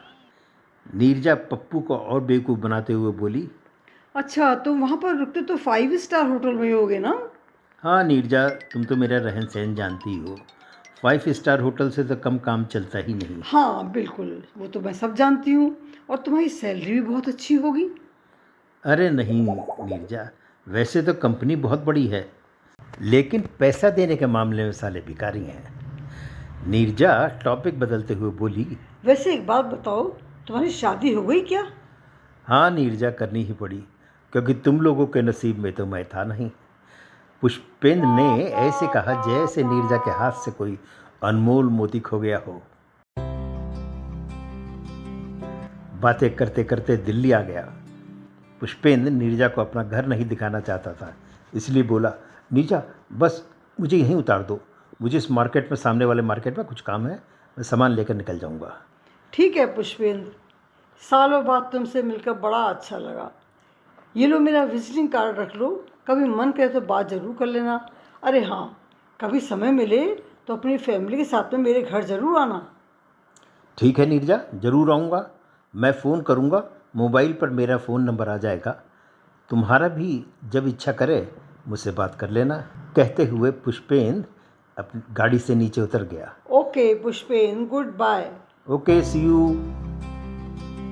और मन ही मन बोला, भगवान ने आज मुझे बचा लिया। नीरजा को लग रहा होगा कि सच में उसने एक अनमोल रत्न खो दिया है। कार से उतरकर उसने विजिटिंग कार्ड देखा तो उसे बहुत तगड़ा झटका लगा। कार्ड पर लिखा था, Neerja Gupta, director, Peter and sons. कहानी लिखने पढ़ने का शौक हम दोनों को बचपन से था, लेकिन जीवन की भागदौड़ में सब पीछे रह गया। अब जब बच्चे बड़े हुए, सक्षम हुए, तो उनके और अपनों के प्रोत्साहन पर हमने अपनी सेकंड इनिंग में फिर से लिखना प्रारंभ किया है। यह कहानियाँ जो हम आपको भेज रहे हैं, अगर आपको पसंद आए तो उन्हें लाइक और सब्सक्राइब कीजिए, ताकि हम और अधिक प्रोत्साहित होकर आपका मनोरंजन कर सकें।